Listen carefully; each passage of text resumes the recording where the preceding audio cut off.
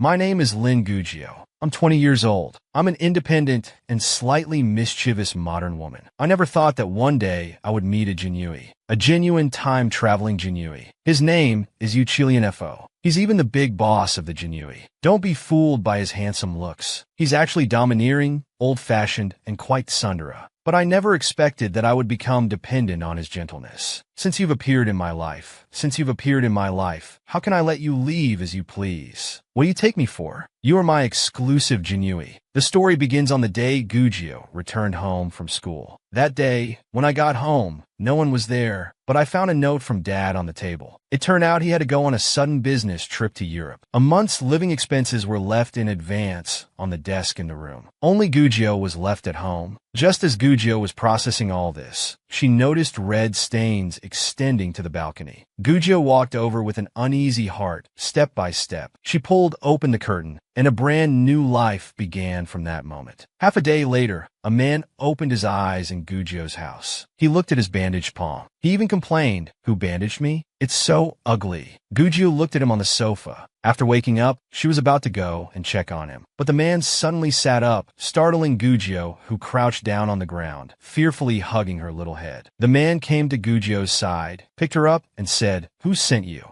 Gugio was scared to tears by this sudden action. "What's going on? Did I pick up some dangerous person? Stop pretending. Don't think I'll go easy on you just because you're a child. Answer the question quickly." Gugio immediately started whimpering. "I really don't know why you suddenly appeared in my house. It was me who kindly saved you. You ungrateful, despicable, vile, backstabbing bastard. Bullying a child too." The man, startled by Gugio's outburst, actually put her down. "Little girl, you're really not a spy." "Of course not. I would never lie. Besides, do I look like a bad person to you?" The man didn't pursue the matter further. "All right, I'll believe you for now. Then tell me, where is this place?" Gugio was confused by this question. For a moment, she didn't know how to answer. The man surveyed the furniture around him, the refrigerator, air conditioner, and other items. Upon closer inspection, he seemed to have never seen any of these objects before. Seeing that he spoke like in a period drama and dressed similarly, Gugio told the man, "This is my home. In ancient terms, you could call it a mansion." Upon hearing this, the man became very anxious. "Where's the exit? Where can I see the outside?" Under Gugio's guidance, the man came to the balcony. When he saw the scene outside, he was completely unsettled. What kind of place is this? It turned out that before Lienfo came here, he had been ambushed by a group of people. He had also been severely poisoned. According to his recollection, the one who ambushed him was actually his older brother. Even after waking up, he still couldn't understand this. Just as Lienfo was about to leave, Gugio suddenly grabbed his clothes. "Big brother, you haven't told me your name yet." Seeing Gugio's harmless appearance, Lienfo also relaxed his guard. The two introduced themselves to each other. Gugio liked the person in front of her very much. She immediately accepted him as her brother and only allowed him to be her brother. At night, Lienfo dreamed again of being betrayed by the older brother he relied on. He woke up frightened and covered in sweat and then called out. His subordinates didn't respond. Only then did he realize that this was no longer the familiar era he used to live in. Just as he was wondering if he had died, Gugio heard the commotion and walked into his room wearing pajamas. She then blinked her big eyes at him. "Can't you sleep alone? Are you afraid of the dark?" "Absurd! How could I be afraid of the dark? And you, a little child running around in the middle of the night. How improper. This is my house. I can go wherever I want. I came to check on you because I heard noises and was worried about you." Faced with Gugio's concern, Lienfo suddenly shouted, "I don't need a child like you to worry about me." This scared Gugio to tears. Faced with this way of handling the situation, Lienfo also felt at a loss. "Little girl, stop crying. What do you want me to do?" Unexpectedly, the little girl opened her arms, asking for a hug. "If you hug Gugio, she won't cry anymore." Such a simple request, and you're still not willing? Lienfo was clearly out of options. He then slapped his thigh and made a decision that went against his ancestors. He, who wasn't even married, actually picked up the child. However, the little girl was still not satisfied. When Daddy hugs Gugio, he always pats her back. After Lienfo figured out what a daddy was, he followed the little girl's wishes and started patting her back. But his strength was too much almost sending her off right then and there. Finally, after much compliance, Gujio calmed down, like a captured kitten being stroked. Lien Fo looked at the little girl in his arms. So this little one thinks I'm her father. Innocent as she was, he had no choice but to give in. Forget it. What's the point of arguing with a child? A moment later, Lien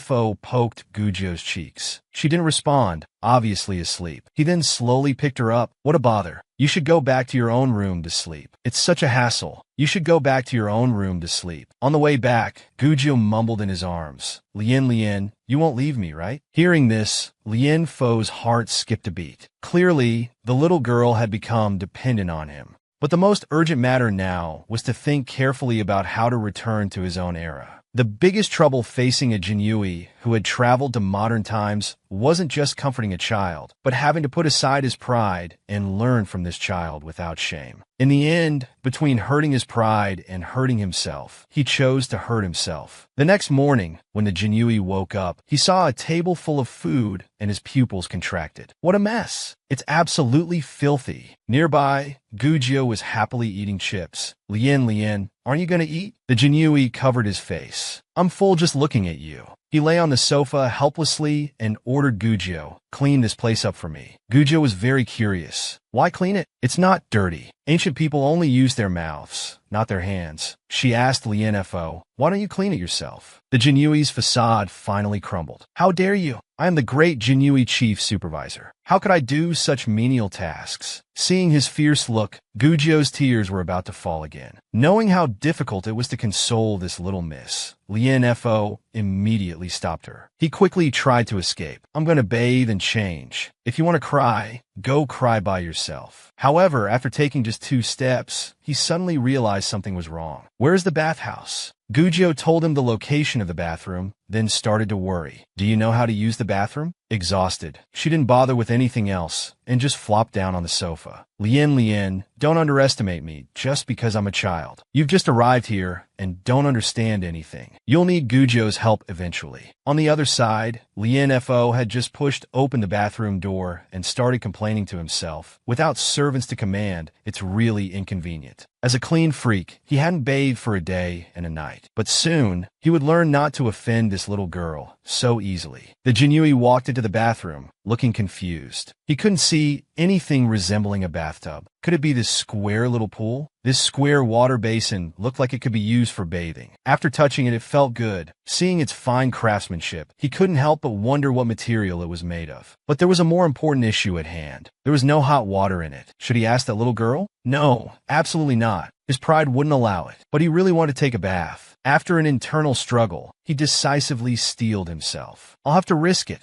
And what's this? He looked up and saw a row of bathroom buttons. Is there anything here that can be moved? Something like a mechanism button? He carefully pressed one of the buttons. The overhead shower instantly turned on, accompanied by the sound of rushing water. Gujio heard a series of screams from the bathroom, then felt smug. See? Lien is in trouble. That's what you get for not listening to me. After saying that, she quickly went to the bathroom door and knocked. Are you done? I brought you some clean clothes. Seeing no response, only the sound of running water, she pushed the door open and walked in. She saw a drenched figure sitting on the toilet. The scene was extremely pitiful. Gujio tentatively asked, you haven't even washed yet? Lien, are you okay? The Jinyui's face was gloomy. He spat out word by word, I'm fine, but in his heart, he was cursing fiercely. Fine my foot. This world is too scary. If even bathing is this difficult, I want to go back. The Jinyui who had traveled to modern times found everything so novel. A device that could instantly produce hot water, fragrant shampoo that was several times better than the soap berry he used before, and this little girl actually doing something called homework. After all, in his era, girls couldn't study. In ancient times, a woman's virtue lies in her lack of talent. This was his consistent belief. Men superior, women inferior. He then threw the towel to Gujio, telling her to dry his hair. Seeing that she knew quite a lot for her young age, the Jinyui decided to give the little girl a chance. He said to Gujio, I think you're young, but not much worse than the maids in my former household. So I'll make an exception and let you be a little maid, serving by my side. How about that? Gujio looked at this young, handsome big brother, wondering why his thinking was so old-fashioned. He was clearly a guest in her house, yet he wanted to use the host as a servant, and so confidently too. So she directly refused. Lianfo was a bit angry. What, you think the position is too low? Do you want to be the housekeeper instead?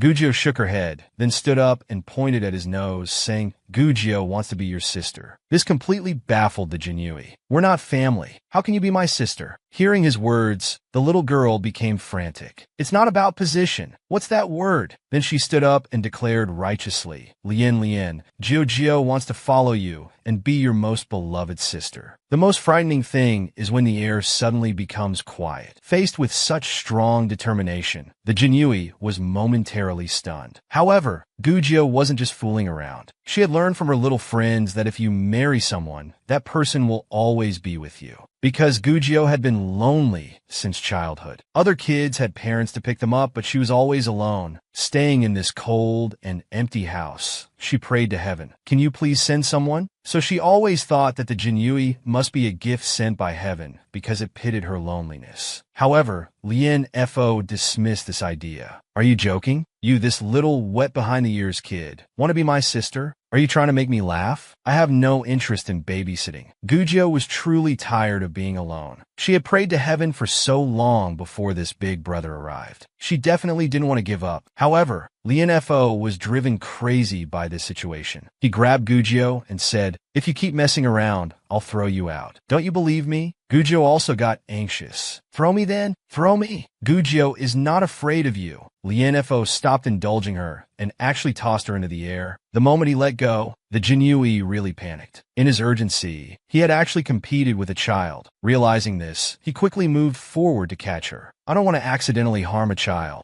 Gugio looked at him with her big, watery eyes. He thought she was about to cry again. Lien Fo was prepared for this, but Gugio's reaction was even worse than crying. She started hiccuping nonstop. Obviously, she was too frightened. This scared Lien Fo badly. He almost killed a child because of his impulsiveness. Feeling he had gone too far, he reluctantly agreed to be Gugio's brother for once. Then he gently patted her back. Gugio's temper came and went quickly. She forgave Lien Fo just like that. This left Lien Fo not knowing whether to laugh or cry. Do all children not hold grudges? You're even more troublesome than my youngest sister. It turned out that in ancient times, Lien Fo had two sisters even younger than Gugio. Under Lien Fo's patting, Gugio's hiccups improved. Then she squinted her eyes and went back to her room to sleep. Left in the living room was a pile of snack trash on the table. Why do I have to do these things that normal people do? Reluctantly, he pulled the tablecloth down and started acting like a cleaning lady. Suddenly, the phone nearby rang. This completely baffled Lien Fo. He went over and examined it carefully. The sound was coming from this strange box. Because it was too noisy, Lien Fo picked up the receiver and threw it aside. He heard Gugio's father's voice greeting him from inside. This scared Lien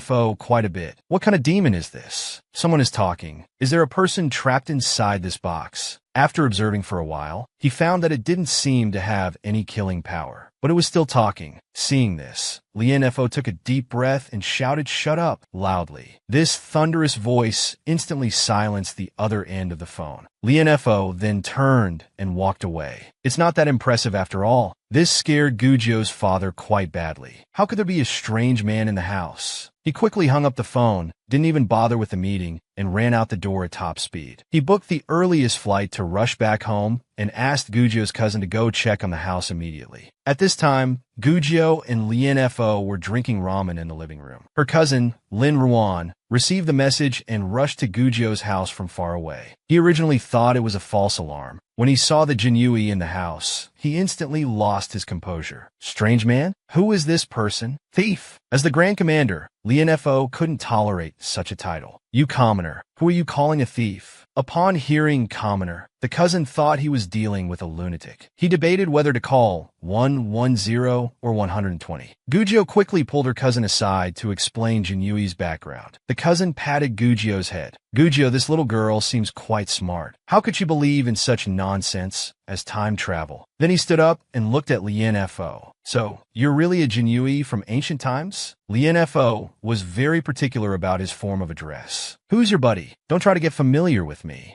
To prove to Guju that this wasn't true, the cousin aimed a kick at Lien Fo. But Lien Fo dodged it easily, and instead, the cousin got kicked on the top of his head. Faced with the cousin's preemptive strike, Lien Fo was successfully provoked. He landed a solid punch right on the cousin's face. This one-sided scene left Guju stunned. Wasn't her cousin supposed to be quite good at some kind of martial arts? How was he taken down so easily by Lien Fo? When the cousin got up from the ground, he seemed like a different person. He started calling Lien Fo Great Master and bowing repeatedly. Then he changed to teacher, clearly impressed by Lien Fo's skills. This left Guju completely confused. What was going on? Although Lien Fo found it strange, the cousin seemed to have some sort of social superpower. He quickly started drinking and chatting with the Jinyui. He clearly believed the fact that Lien Fo had traveled through time, but he didn't succeed in becoming his disciple. But the cousin had too many questions. He was a complete chatterbox, which made even Lien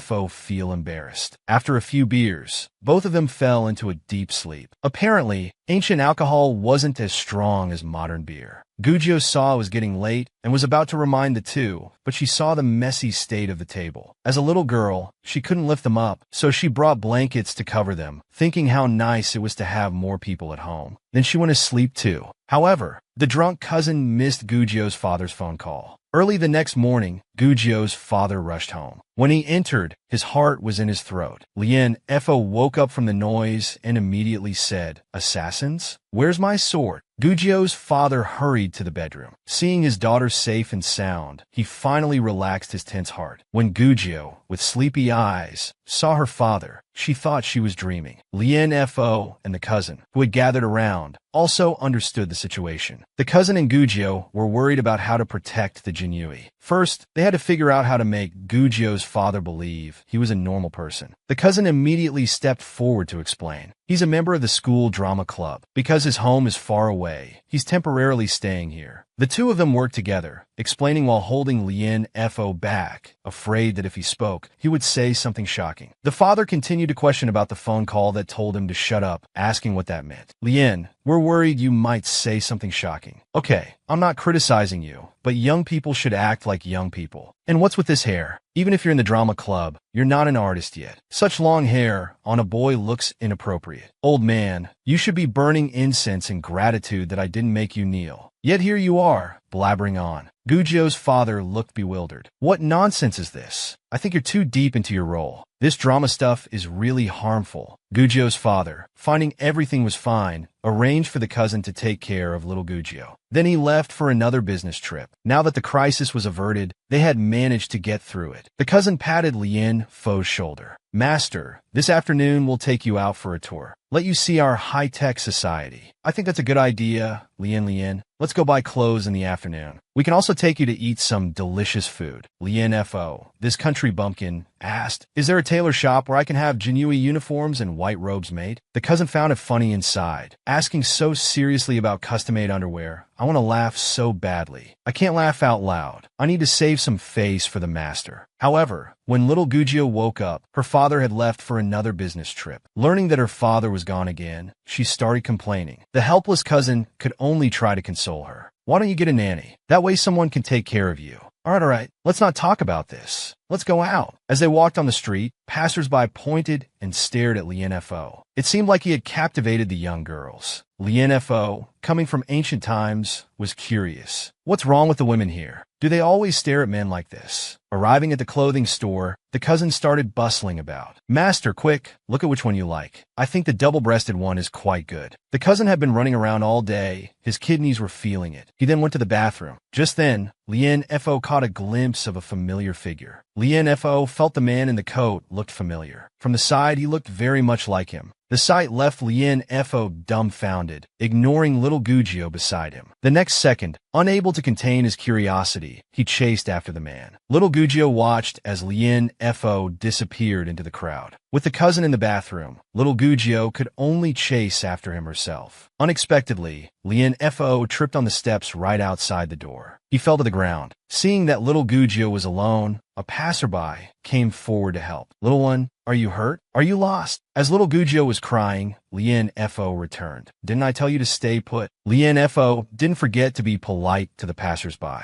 "It's all right, everyone. I'm her brother. Thank you all." Look at you, all dirty from the fall. Does it hurt? Your foot is swollen like a big bun. The adorable little Gugio hugged Lien Fo tightly. Lien, I thought you had disappeared. How could I possibly disappear? You could, just like how you suddenly appeared on the balcony. Maybe one day you'll also suddenly disappear. Besides, doesn't Lien want to return to his own world? Little Gugio's words made Lien Fo's heart skip a beat. The next second, he reacted by picking her up on his back. Little one, you can't walk now, can you? I'll carry you back, considering you're my lifesaver. Lien, don't abandon me like mom and dad. Don't disappear, okay? However, just now, that mysterious person who looked similar to Lien Fo's brother arrived at a certain feng shui office. He casually tossed the shopping bags onto the sofa and walked towards the office without looking back. He didn't even acknowledge the girl who came to report work to him, heading straight to his office. Sitting on the sofa with a cigarette between his fingers, he then pulled out a phone from his pocket. Looking at Lien Fo's photo, he muttered to himself, "What's meant to come will always come. Don't you agree?" Lien Fo and Gugio returned home. Fearing it might affect tomorrow's exam, they used a blood circulation spray to quickly treat the swollen foot. Holding the used spray, Lien Fo said, "This thing is quite convenient. It's really a magical item." While reviewing her lessons, Gugio told Lien Fo, "This is a household essential. It's for preventing accidental injuries from falls." Lien Fo scoffed, "Little one, quickly pull down your pant leg. It's improper for a girl to expose her feet like this." These words confused Gugio. Lien, is this another rule from your time? It's the 21st century now. You're really old-fashioned and antiquated. Oh wait, he's an antique, isn't he? He must be several hundred or thousand years old. I'll stop joking around. Anyway, just pull down your pant leg and put on some socks, alright? Lien, were you looking for someone this afternoon? Did you find a way to go back? Are you leaving? The next second, Gugio's expression changed, looking like she was about to cry. Knowing that once the little one starts crying, it's endless, Lien Fo quickly said, "Don't overthink it. I probably can't leave for now." After saying this, he walked to the window and closed the curtains. Little one, don't let your imagination run wild. Go rest early. After Gugio left, he recalled the mysterious person he saw during the day. This person isn't my brother. The aura is completely different, but he looks just like my brother. How could he tell at a glance that I'm not from here? If you need any help, feel free to come find me. I'll be waiting. At this moment, the cousin returned. He complained, "I looked for you and Master all afternoon. I don't have a phone and almost got lost. You left me behind. That's not fair." The next second, he came to the balcony. "Master, I bought you some clothes. Why don't you try them on?" Then he took out a pair of Red Wolf underwear. "Master, these are the pants you wanted, although they're not custom-made. But aren't you ancient people quite superstitious? I specially picked red for you to ward off evil. But I didn't know your exact size, so I bought based on your height. It shouldn't be a problem, right?" Poor Lien Fo had never seen such underwear. "I won't wear such an odd thing." The next second, he got angry and gave the cousin a beating. The next day, the cousin hugged Gugio and said, "Master, I have to go. Please take little Gugio to school." At this moment, Lien was staring blankly. Wearing clothes from this era feels so strange. If I went back to the Ming Dynasty in these clothes, I bet even my mother wouldn't recognize me. Gugio told the cousin, "Then I'm off to school for the exam. We'll see you tonight. Don't flirt with girls at work. You might get beaten up." "Master, I leave everything to you. I'm off to work. Bye-bye." Walking on the road, Lien Fo asked Gugio, "Little one, can you walk with your foot? If I say I can't, will Lien carry me?" Gugio's coquettish behavior made Lien Fo helpless again. "You'd better walk by yourself. Carrying you on the street would be improper. If you won't carry me, why did you even ask? I feel that sometimes you really don't act like a 7-year-old child. My mental age test says I'm 14, but you wouldn't understand even if I explained. Let's just go to school." At this time, Gugio wanted to act cute again, deliberately walking slowly and swaying. After a while, Lien Fo came back and said, "Why are you so slow? Are your legs really that short? Lien, can't you carry me on your back? My foot really hurts when I walk. Considering I'm your lifesaver, just carry me, please." This time, Lien Fo didn't indulge little Gugio. "No, last time was an exception. This time, you'll have to walk slowly." Watching Gugio limping and unable to walk properly, Lien softened a bit. "Why do I feel like I'm bullying a child?" Little Gugio put on a pitiful expression. "If I had known, I wouldn't have taught you how to use the toilet and washing machine. Let you suffer a bit too. Hey little one, does it really hurt that much to walk? Remember, You're the one begging me. I'm only doing this because you saved my life. I'm reluctantly carrying you because I'm afraid you'll get lost. Gujio was happy at this point. I'm the one giving directions, you know. Just then, the mysterious man in the coat appeared again, secretly observing Lien Fo and Gujio from afar. Lien Fo suddenly stopped, his eyes widening. He seemed to sense someone watching them. He then turned around to observe the surroundings, but didn't notice anyone suspicious. The mysterious man hid around a corner. Lien Fo's vigilance made him feel uneasy. As expected of Lien Fo, he can sense me even in a crowd. Getting you to fall into my trap won't be easy. Soon they arrived at the classroom door. Lien Fo put Gujio down and prepared to leave. The next second, Gujio grabbed Lien Fo's clothes. Lien, you'll come pick me up after the exam, right? You must come pick me up. Lien turned his head and said with a big mouth, of course, unless you want to roll back home. That means Lien agrees to pick me up. Bye-bye, Lien. 2 hours later, Gujio finished the exam and just walked out of the classroom. A classmate was walking out with her. After the classmate left, Gujio realized Lien Fo hadn't come. Little Gujio thought, did Lien get angry and leave because the exam took too long? Why is there no one at school? Everyone left so quickly. Just when there was no one around, the mysterious man appeared again. He tapped Gujio's shoulder from behind and called out her name. The mysterious man said, Little Gujio, don't you recognize me? Think carefully. Gujio replied, Uncle, I really don't know you. The mysterious man gripped Gujio's shoulder tightly. What uncle? Am I that old? Call me Big Brother. At this point, Gujio became scared inside. This person must be a perverted kidnapper. She then pretended to be calm and told the mysterious man, I have to go. My brother is waiting for me up ahead. Goodbye. The next second, the mysterious man grabbed her and lifted her up. He looked at Gujio fiercely with a serious expression, saying, Did I allow you to leave? Gujio, being clever, immediately changed her tone. Okay, I won't leave. Put me down first. Baby is afraid of heights. Big brother, let's talk nicely. You're so handsome. You must be a good person. You wouldn't trouble a little kid, right? When the mysterious man let his guard down for a moment, Gujio instantly bit his arm. The pain made him let go. Little Gujio ran while shouting, Lien, help. A creepy old man is chasing me. Lien, where are you? Because she was running too fast, little Gujio lost focus and ran into a wall. It looked like she was facing the wall to reflect on her actions.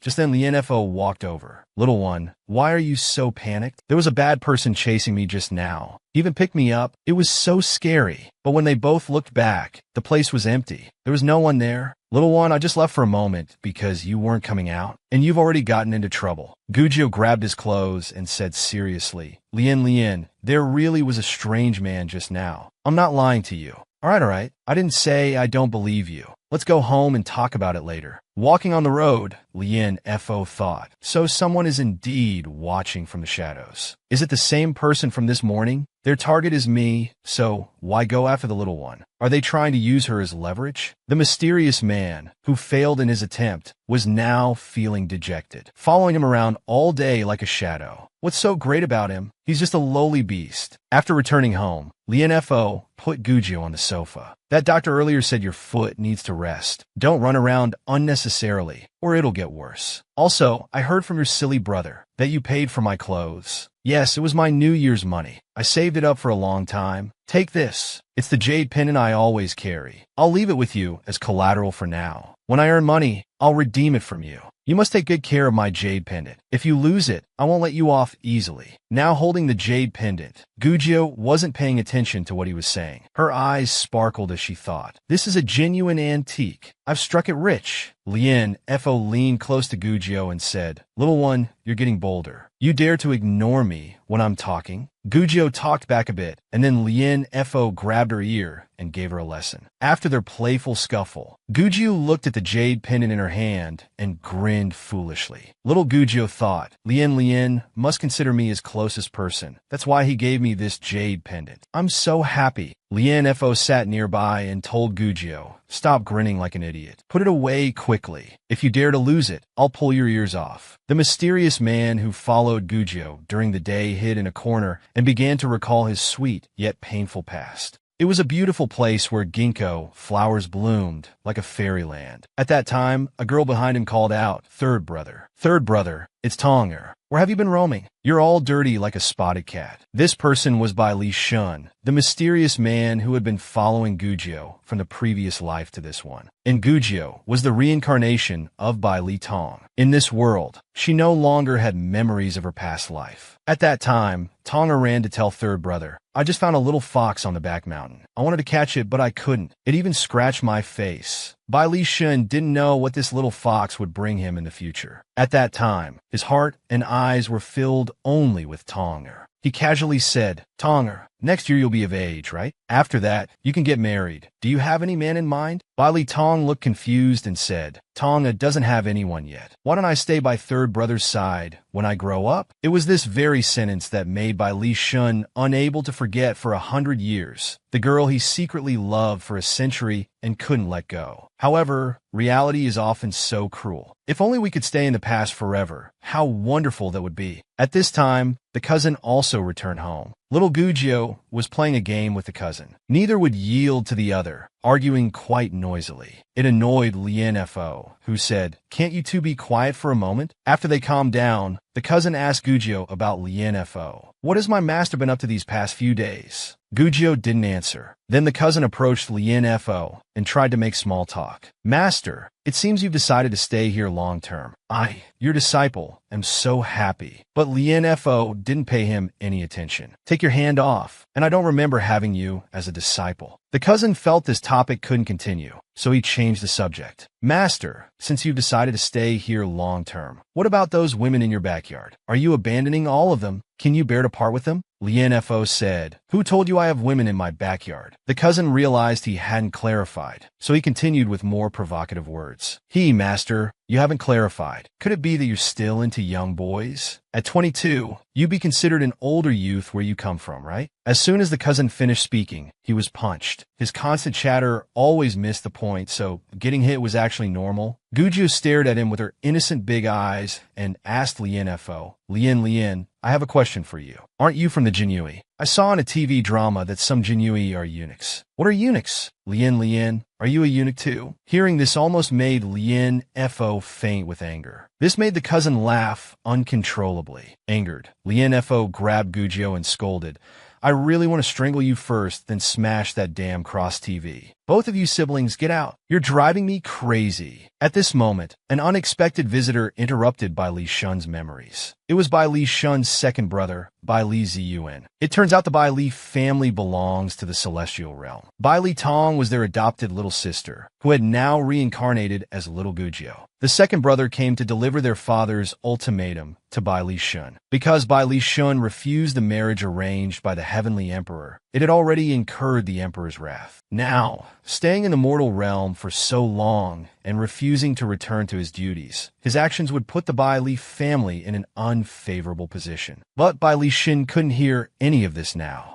The next second, Bai Li Shun said, Second brother, you know I won't go back until I achieve my goal. Don't waste your effort. The second brother then pointed at his head angrily. Look at what you've become. No matter what you do, Tonger will only see you as a brother, no matter how many lifetimes pass. Her heart and eyes will only be filled with her little fox, not you. Third brother, go back. You can let go if you want to. Enough! Bai Li Shin angrily interrupted him. I will never give up, and I can't give up, because giving up would hurt me even more. Second brother, you don't need to come find me again. As he spoke, Bai Li Shun casually cut off a lock of his hair. Second brother, tell father and mother for me. From now on, I, Bai Li Shun, have no more connection with the Bai family. These words shocked the second brother. He never imagined his love would go to such extremes. The second brother didn't know whether to be happy or sad, and could only return by himself for now. Little Gujio was still a very curious little girl. She couldn't sleep because of the earlier incident about being a virgin boy. Late at night, she went to Lien Fo's room, wanting to get her tablet back to investigate. After searching the entire room, she surprisingly couldn't find the tablet. Now at Lien Fo's bedside, she thought it must be hidden under the pillow. The next second, she reached out to feel for it. Lien Fo, being a skilled Jinyui, could detect even the slightest movement around him. Little one,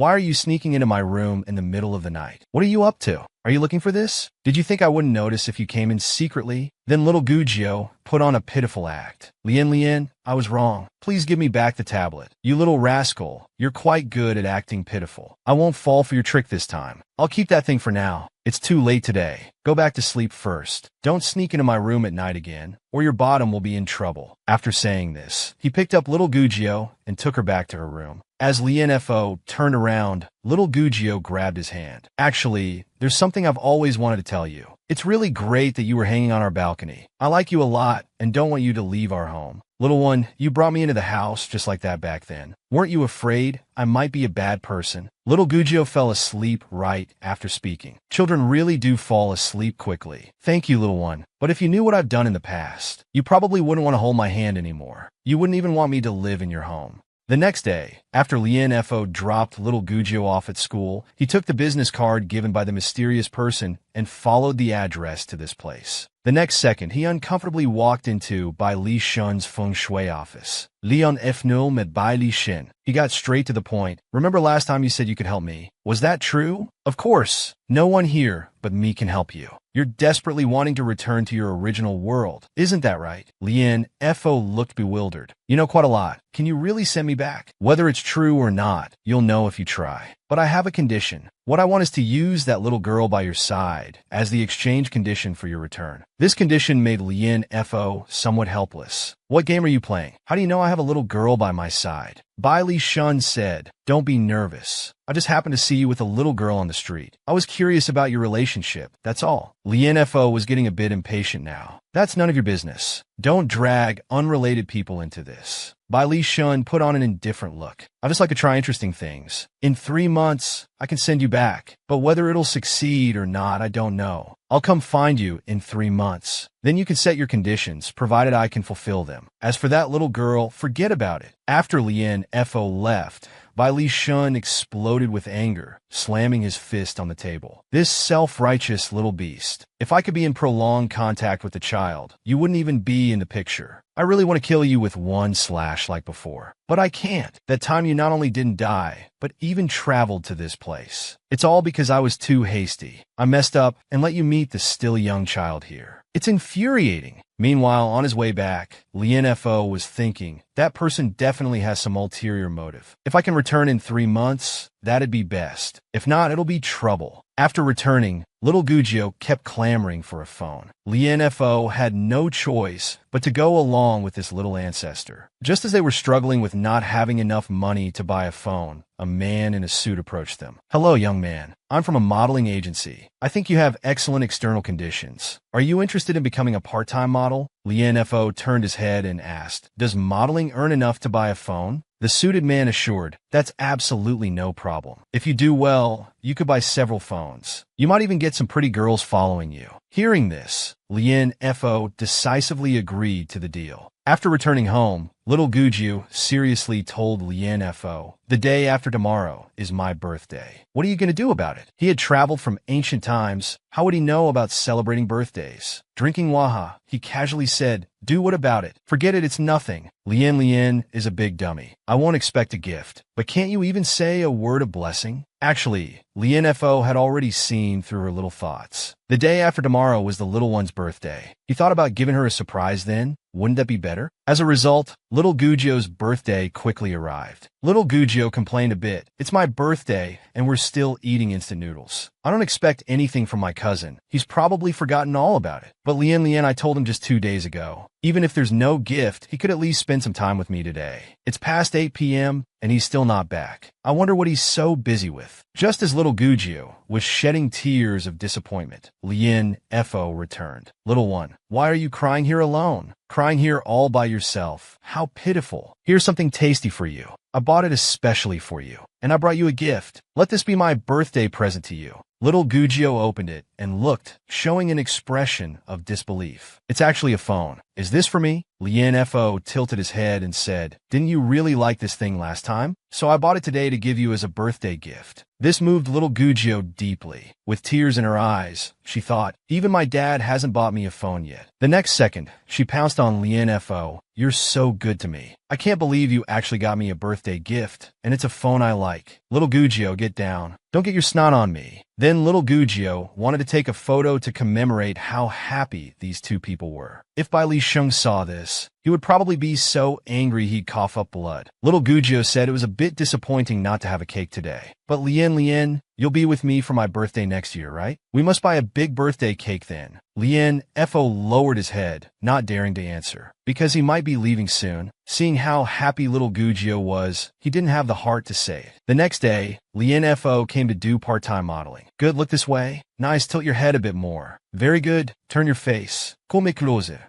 Very nice. A little closer. Very good, very nice. Meanwhile, the cousin and little Gujio kept praising. Wow, Master is so amazing. You can't tell at all that he's a beginner. Gujio, look how beautifully Master is photographed. You can't tell at all that Master is a beginner. Master is so great. Master's poses are so alluring. Little Gujio needed to use the bathroom then. After arriving at the bathroom, she heard two women talking about Lien. Did you see that long-haired young hunk? The one who was my photo partner. He's super stylish, but seems a bit aloof. I've seen plenty of those aloof-looking types. The more aloof they appear, the more passionate they are inside. Want to bet? I'll get him today. It wasn't hard to see the contemptuous look in little Gujio's eyes. These women dared to speak ill of Lien. We'll see, ha. Looks like you've got him figured out. Just don't know if he'll take the bait so easily. I've requested him for the next ad. The boss agreed, so getting to know each other better in advance isn't a bad idea. Just as the two young women were planning how to get Lien Fo, little Gujio suddenly ran out, deliberately bumping into one of them, even breaking her zipper. The next second, the woman scornfully said, how does this kid walk? My clothes are very expensive. After saying that, the woman angrily walked over. You little brat, how do you walk? Don't you have eyes? At this moment, Lien Fo came out. Little Gujio immediately hugged him. Lien, you came at the right time. They're bullying me. Little sister, you can't speak nonsense. When did Big Sister bully you?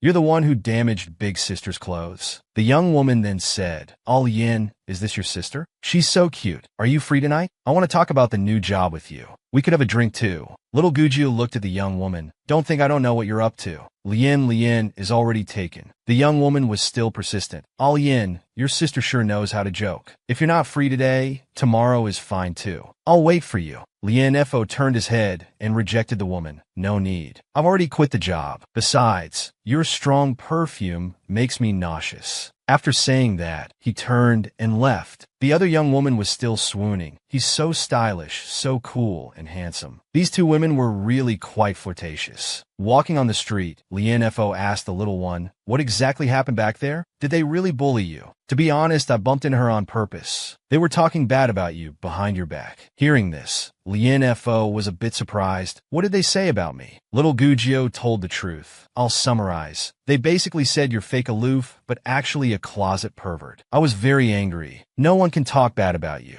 Lien Fo bent down to guide little Gujio. They're all unimportant people anyway. Why get upset over them? Anyway, don't do things like tearing people's clothes next time. What if they don't let you off? This time, the cousin was abandoned again. I just want to get an autograph. Couldn't you wait for me? You two are so inconsiderate. Now that 3 months have passed, today is officially the day Lien Fo returns to his original world. This is a very rare opportunity. Before leaving, he still felt attached to little Gujio. It turns out he had opened a bank account in the cousin's name. He left the money he earned as a model for little Gujio and instructed the jerk cousin. This money is for the little one. He came to say goodbye to Gujio before leaving. Little one, brother is leaving. Won't you come out to see me off? Little Gujio hid in the room without saying a word. It's not hard to imagine the thousands of reluctant feelings in little Gujio's heart. Although she had no memories of the previous life, there was still an indescribable feeling. Lien Fo felt the same way. Not getting a response from the little one, he could only leave first. After all, if he missed this chance, who knows if there would be another. Walking on the road, he remembered the jade pendant he had given to little Gujio earlier. He forgot to take it back. But it's fine. Let it be a memento for her. Unexpectedly, as soon as he left, little Guju secretly ran out and was quietly following behind him. Soon, Lianfo walked to a small grove. This was the gate for crossing over. Lianfo dialed by Li Shun's number and said, "I'm here. Aren't you going to show up? Don't waste words. Do you see the circular totem on the ground? It will light up in a moment, then you jump in. The opening time is very short. Don't miss it." "I got it." "You haven't stated your conditions yet. Tell me, what are your terms?" The next second, Bai Li Sheng hung up the phone. What he didn't know was that Bai Li Sheng had no conditions at all. The purpose of helping him was to keep him away from his Tong Ah. Lianfo turned his head and said, "Little one, come out. You've been following me all the way." Then little Gujio came out from behind the tree. "You knew I was behind you? Why didn't you expose me? Have you forgotten? I'm the mighty Jinyui. How could I not notice someone following me? I didn't expose you, because I also wanted to say a proper goodbye to you." The little one's eyes were full of reluctance. Lian, can't you stay a bit longer?" In fact, Lianfo's heart was also full of reluctance. But there was no choice. This world doesn't belong to him. "How long is a bit? You promised to celebrate my birthday with me next year." The next second, little Gujio started crying. Lianfo didn't say anything, just hugged little Gujio tightly. If Bai Li Sheng saw this scene, he would probably be furious. Daring to hug his beloved Tong Xiao Gu like this. She cried pitifully, Lian, don't go. I don't want you to go. I can't bear to let you leave. Please stay. I'll be very good to you." The next second, the space-time gate suddenly opened. Lianfo quickly said, "I've already called your cousin to pick you up. Stay put and don't wander off. Don't come near me." Little Gujio didn't listen to his words at all and involuntarily walked towards him. "Little one, it's dangerous. Stop." Unexpectedly, due to Lian's approach, Lianfo's crossing failed. The space-time gate had already closed, and he was injured as a result. Who would have thought it would fail? This infuriated Bai Li Shun. But fortunately, little Gujio didn't go through. If little Gujio had followed, Bai Li Shun would have been devastated. 2 months later, in the hospital's inpatient department, it turned out that because little Gujio approached the space-time gate, it caused Lianfo's crossing to fail. As a result, Lianfo was injured and admitted to the hospital. Lianfo's intracranial bleeding had almost healed. The doctor said the blood clot had subsided, but he still wasn't recovering. In front of little Gujio and his cousin, he was pretending to be foolish, asking for apples one moment and pears the next. Little Gujio came to the hospital every day after school to accompany Lianfo. She even stayed with him at the hospital. Her care and protection were something he had never experienced before. Every day before school, she would hold his hand warmly and remind him, Lian, remember to take your medicine during the day. I've set an alarm for you. Take it whenever you think of me. As soon as Gujio left for school, a person appeared behind her. It was Bai Li Shun coming to see Lianfo. Bai Li Shun entered and immediately mocked. "Do you enjoy pretending to be an idiot every day? You probably wanted them to despise you as a burden, but it backfired. Now you're in a dilemma, aren't you? Or perhaps you wanted them to hate you, so you could leave with a clear conscience. Is that it?" Lianfo didn't respond to Bai Li Shun's words. He just said, "You don't look well." Unexpectedly, this comment provoked Bai Li Shun again. "Little scholar, if it weren't for your mistake, I wouldn't have been so severely injured. You're a jinx." On the way to school, the cousin said to little Gujio, "It's not good for you to keep staying at the hospital like this. I understand how you feel, but it's still a hospital after all. Cousin, I know you mean well. If Lian hadn't pushed me out of the way, he wouldn't have hit his head and ended up like this. All right. Don't think too much about it. It was an accident, not your fault. Hurry to school now, or you'll be late." After school, little Gujio saw a child bullying Lianfo. Without a word, she threw her school bag at the child's face. In her heart, no one was allowed to bully Lian. 5 minutes later, little Gujio had knocked that brat to the ground, cursing, "How dare you bully Lian? Go die, go die, go die." Unexpectedly, the little one was quite tough. A little girl had chased away 2 brats. Little Gujio's eye corner was scratched by the brat. Lianfo crouched down and caressed it, too heartbroken to speak. This little one had a bit of a tomboy in her. Lian, it's okay. It doesn't hurt at all. Compared to your injury, this is nothing." Bai Li Shun came to the hospital today to tell Lianfo that there would be another chance to return tonight. Lianfo didn't tell little Gujio that he was leaving today. After little Gujio fell asleep, he suddenly opened his eyes and thought about Bai Li Shun's words. Tonight at midnight, at the old place, you have one chance to go back. If you miss it, you'll never be able to return. You must seize this opportunity." Then he got up and noticed the jade pendant little Gugio had placed on the table. Actually, little Gugio had already noticed something was off during the day. This clever little one didn't have the courage to watch Lien Fo leave, so she could only pretend to sleep to avoid it. Lien Fo picked up little Gugio and placed her on the bed. Then he turned to leave. His heart and eyes were full of this clever little one, but he had to go. After he closed the door, little Gugio shed tears of reluctance. However, Lien Fo didn't take the jade pendant and left a note saying, "I will come back." In the blink of an eye, little Gugio has grown up. She's now 20 years old. The grown-up Gugio still thinks about Lien Fo, who left many years ago. Now little Gugio is lying to her father, saying she wants to travel around the world. She also says she wants to travel alone and doesn't know exactly when she'll return. As a father, he certainly wouldn't agree to this. However, this clever little one used her trump card again. "Daddy, I've never asked you for anything. This time, please, just let me go." In the end, under little Gugio's persistent persuasion, her father compromised. The little one's trip this time might be one she can't return from. Worried about leaving her father alone at home, just as she was about to leave,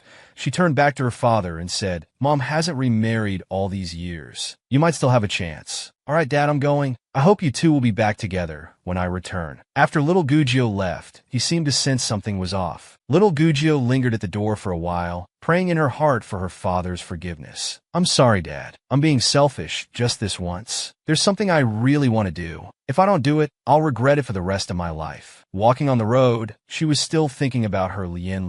"Lien Fo, you said you'd come back. You liar. When I find you, I'm going to beat you up, and only on your face." In another time and space, Lien Fo was lying on his bed, looking at a photo of him and little Gugio. Lien Fo was also thinking about her. Perhaps this is what they call the telepathy of two people in love. As he was lost in thought, his phone suddenly ran out of battery. It turns out this guy had brought many batteries back, and today was the last one. The next second, someone outside called, "Sir, are you there?" Lien Fo put away his phone. "What is it? What's the matter? Come in and tell me." "Sir, the crown prince has arrived." Lien Fo was puzzled. What is Su Qingrong doing here? He usually doesn't come without a reason. On the other side, little Gugio arrived at the place where Lien Fo had crossed over years ago. Over the years, she had learned many techniques about time travel to find Lien Fo. She had worked hard for so many years, and it was finally time to put her knowledge to use. The next second, she began to recite an incantation. Unexpectedly, a minute later, the time travel gate was actually opened by her. It was amazing. The next second, with a bang, little Gugio was sucked in. She had instantly traveled through time. It seemed she had indeed arrived in ancient times. Little Gugio suddenly fell into someone's bathtub. Such an exciting event left her stunned. After coming to her senses, she suddenly sat up. "Great, I succeeded. I made such a big commotion just now. Someone will surely come soon. I need to quickly fish out my precious box." Just then, she suddenly heard someone talking outside. The little one immediately became alert. "Your Highness, the water in the room is ready. The temperature is just right. Please bathe quickly. Go out and keep watch. Don't disturb me." The one bathing now was Su Qingrong from the Eastern Palace. Little Gugio hid under the bed, not daring to make a sound. She thought, "What, Your Highness? This prince? Did I just run into the crown prince in such a cliché situation? Why couldn't it be Lien instead of the crown prince? Shouldn't there be some super luxurious bath with dragon eye fountains and flower petals? Why is he using a wooden tub? Never mind. I'll just pray that guy finishes quickly and gets out. I don't want to keep hiding under the bed like a peeping Tom." Meanwhile, Lien Fo was inquiring about Yuqi Shun's news from his subordinates. It turns out that Bailey Shun from the previous life is now Yuqi Shun. "My lord," the subordinate said, "I'm incompetent. Yuqi Shun and his accomplices have all vanished into thin air. There's no news at all." Then keep searching. Next month is His Majesty's birthday. Envoys from various countries have already started arriving. Strengthen the security in the palace. Don't let anything go wrong. Little Gugio kept hiding until nightfall. The hateful one actually stayed in the room all day. After Su Qingrong stopped making noise, she finally dared to slowly crawl out. She muttered, "Damn that guy. He made me so stiff, I almost turned into a dead fish." Then she tiptoed towards the exit. Not knowing what the situation outside was like, she decided to go out and see. Just as little Gugio carefully walked to the door, Su Qingrong, in a daze, suddenly hugged her from behind. He mumbled, "Xiaoxiang, why are you here? You didn't wake me up or light a lamp. Do you want to play hide and seek with me?" At this moment, little Gugio was so scared she didn't dare to speak or move. "You're such a naughty one. My little darling, how should I punish you? Why do you feel so skinny? Haven't you been eating well lately? My little darling has lost weight." As Su Qingrong said these disgusting words, his hands kept groping around. Little Gugio couldn't stand it anymore. The next second, she pulled out her personal weapon, a high-voltage electric baton. Then she shocked this pervert Su Qingrong. The shock made him instantly fall to the ground, unable to say little darling or naughty one anymore. 10 minutes later, Su Qingrong came to his senses and shouted, "Someone come quickly. There's an assassin." The masked servant's reaction was truly swift, arriving instantly. Su Qingrong said, "What was that thing flashing blue light just now? It almost made me faint. It made my body feel numb and painful." This left the masked servant stunned. "My lord, I didn't see anything flashing blue light." Then the two went out to investigate, determined to get to the bottom of it. As soon as they left the room, they found the jade pendant little Gugio had dropped. "Your Highness, could that person just now be an assassin?" Su Qingrong held the jade pendant and pondered. "It doesn't seem like an assassin, but what was their purpose for hiding in my room?" The next second, he started scolding the masked man. "Someone broke into my private residence, and you knew nothing about it. Sherfone, how are you performing your duties? Your Highness, please forgive me. It was my negligence. Please punish me as you see fit. Go find that woman from earlier. Interrogate her severely. Use torture if necessary." A month later, little Gugio, dressed as a man,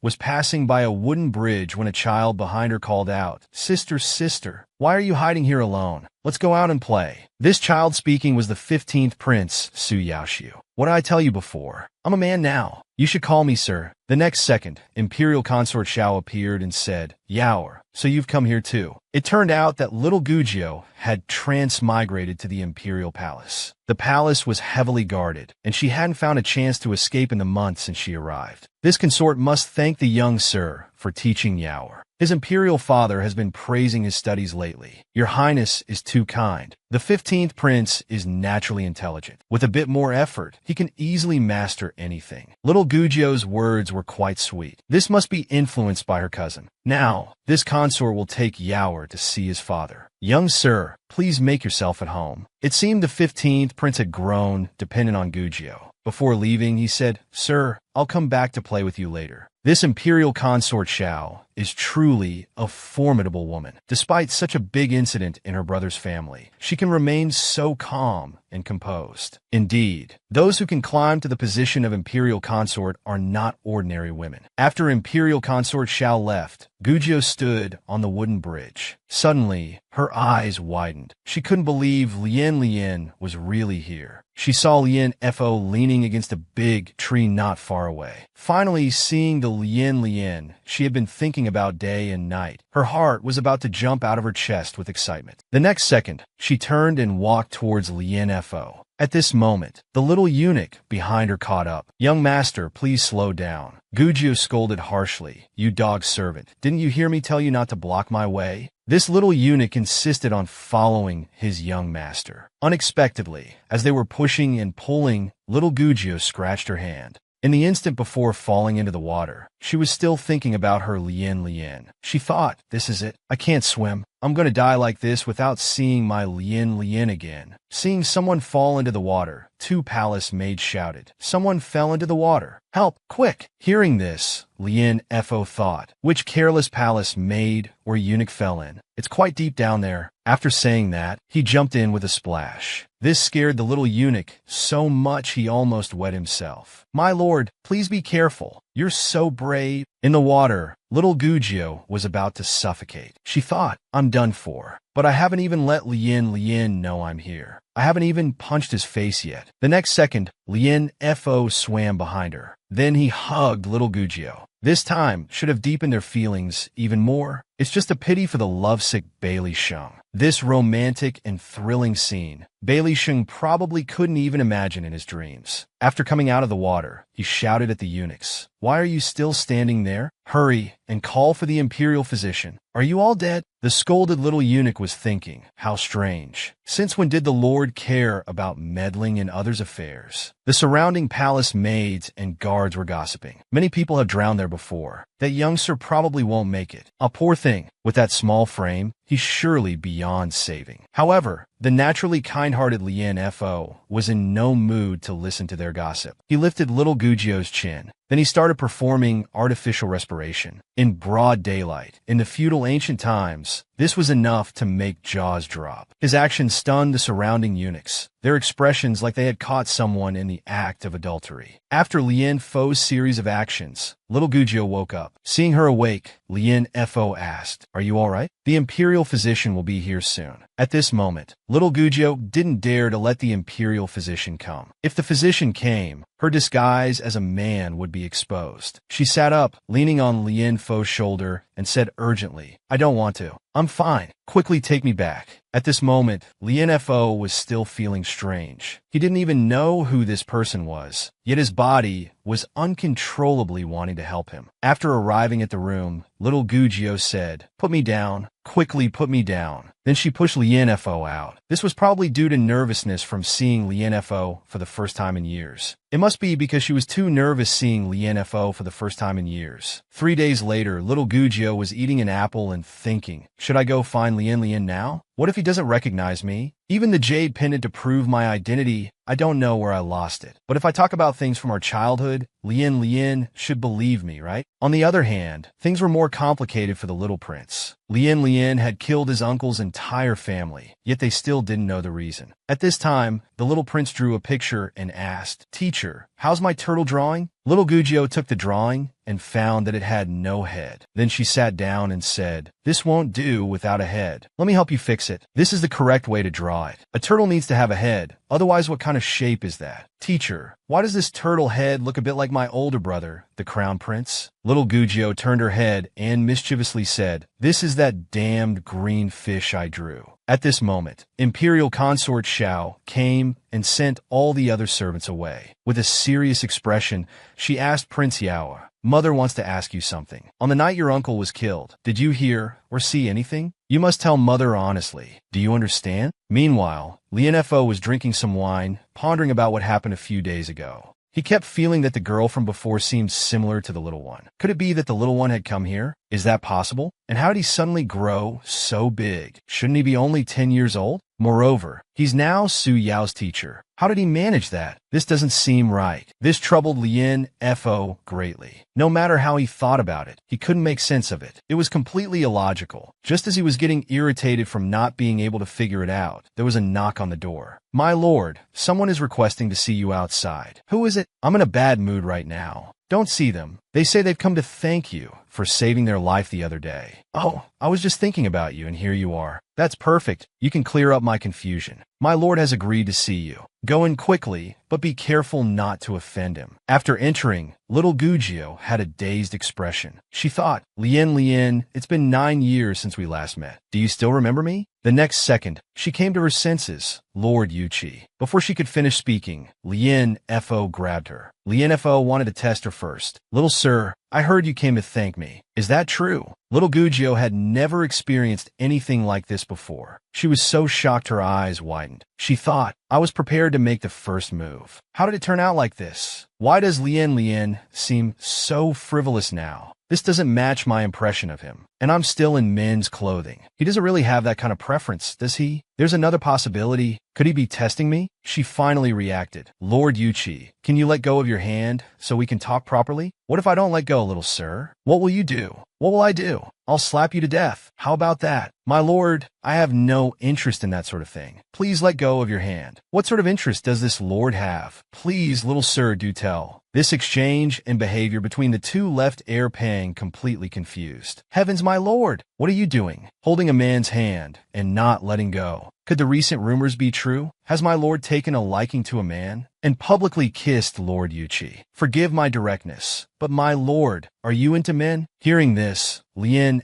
Fo suddenly let go. and said, "Little Sir sure knows how to joke with me, but I'll accept the Little Sir's token of gratitude." This completely confused little Gugio. She thought, when did he take my jade pendant? The next second she said, "This won't do. Please return it to me, my lord. That's the token little Jingtai gave me to freely enter and exit the palace." Why not? This doesn't seem to be exceptionally fine jade. I think the little sir should have better jade. May I ask if the little sir has any better jade pendants? Little Gugio became nervous at Lien Fo's questioning. She grabbed her foot and said, "No, not now. It seems I was indeed overthinking things. Since you've expressed your thanks, little sir, please take your leave. I have many matters to attend to, so I won't be able to keep you company." Heir Pang, see the guest out. Looking at little Gugio's expression, it seemed she had more to say. Then Heir Pang began to escort her out. "All right, little sir, please leave. The Lord is busy. We absolutely can't let you bewitch the Lord anymore. You effeminate person, hurry up and leave quickly." As little Gugio was leaving, she turned her head and said, "Lord Yuchi, you're so arrogant. Why don't you just fly to the sky?" Heir Pang, protective of his master, retorted, "Hey, what are you saying? You're so ill-mannered." After leaving, little Gugio muttered to herself, "That stinky Lien, dead Lien, completely ignoring what I'm saying. I prepared my opening lines for so long and couldn't use a single one. This is such a tragedy. Oh my goodness. Who will give me back my innocent, aloof Lien? No, I can't be negative now. I've finally come here. Even if I can't take her back home, I must at least give her a good beating to vent my anger. This promise-breaking, stinky Lien. Just as little Gugio walked out the main gate, she heard the sound of rustling footsteps. Driven by curiosity, she turned her head to look. Suddenly, a masked person in black jumped out from behind, attempting to attack little Gugio. At this critical moment, with a pa sound, Lien Fo blocked the attack. "Little sir, the night road is not safe to walk. This lord came to see you off." Unexpectedly, Lien Fo played the hero, saving the beauty again. Who would have thought that such a small woman could cause so much trouble? The masked man glared with his dog eyes, his gaze revealing intense, killing intent. Just as the masked man was about to strike again, Lien Fo used his Hunyuan 13 Blades technique to knock him to the ground. He then stepped on him and demanded, "Speak quickly. Who are you?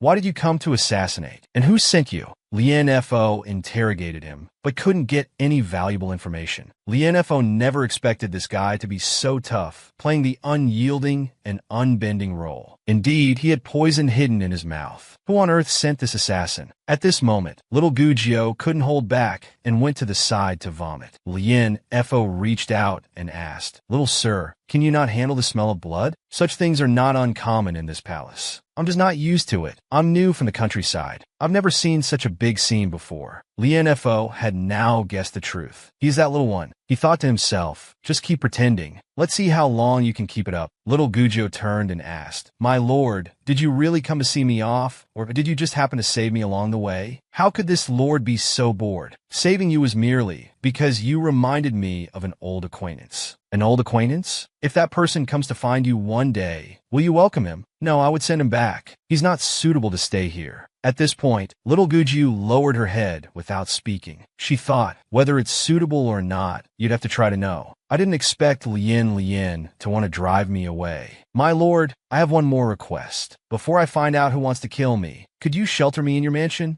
Upon hearing this, Lien Fo was secretly delighted. He had been waiting for little Gugio to say this. Then he said seriously, "This lord's mansion doesn't keep idle people. What can the little sir do? I could do odd jobs, cook, give massages, and such. Please don't worry, my lord. I won't freeload. As it happens, this lord's mansion is currently short of someone for odd jobs. Go pack your things and come back with me." Half an hour later, arriving at Yuchi's mansion. "Little sir, you can stay here for now. This is Xiao Mei. She's the head maid here. If there's anything you don't understand, just ask her." The next second, he took Xiao Mei's hand and greeted her. "Miss Xiao Mei, I'm called Ling Gulin. From now on, please take care of me." This action made Xiao Mei blush. She said with a red face, "Young Master Wen, your hand. Few little one. Huan Ling Guling. Let's see how long you can keep up this act. Take care, my lord. You're a good person. I take back what I said earlier about you flying to the sky. Lien, from now on, I want to understand the real you.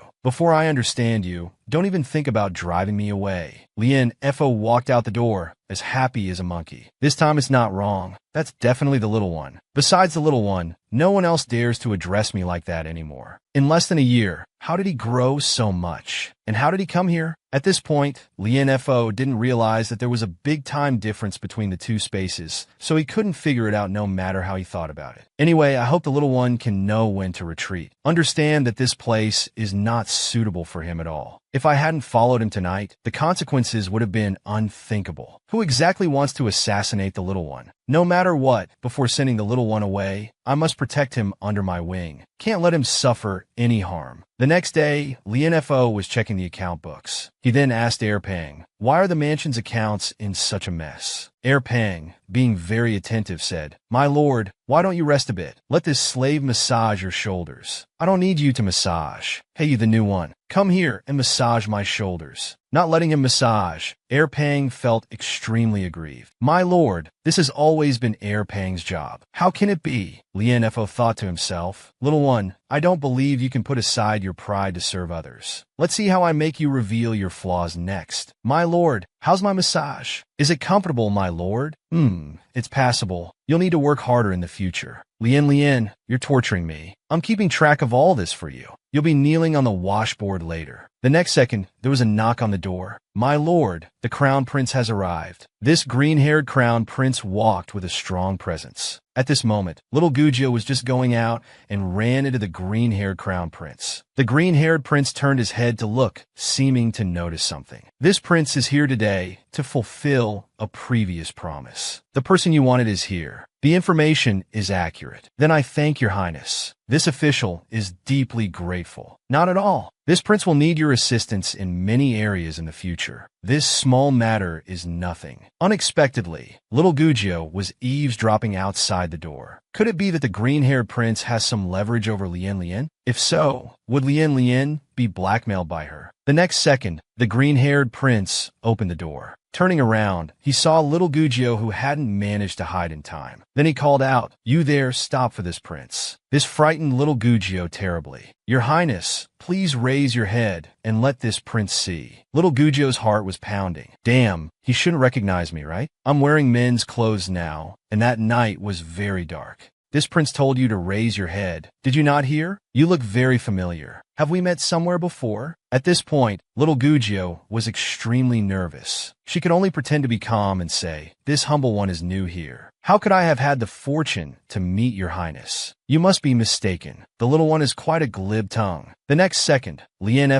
suddenly came over and moved the green-haired prince's hand away. Then he said, "Your highness, do you have business with my person?" At this time, the little eunuch standing aside protected his master. "How dare you? Yuchi Lien, what are you doing?" Quickly let go of his highness. "Please forgive me, your highness. This official meant no harm." It seems the official values this servant quite highly. "Your highness, it's rare to find someone who works to my satisfaction. I've embarrassed myself before you." Since that was the case, the green-haired prince didn't say anything more. After the green-haired prince left, Lien turned and asked little Gugio, "When did you offend the crown prince?" "This humble one is so honest and upright. How could I offend anyone? It's a misunderstanding." Seeing he couldn't get a clear answer, Lien turned and went back to his room.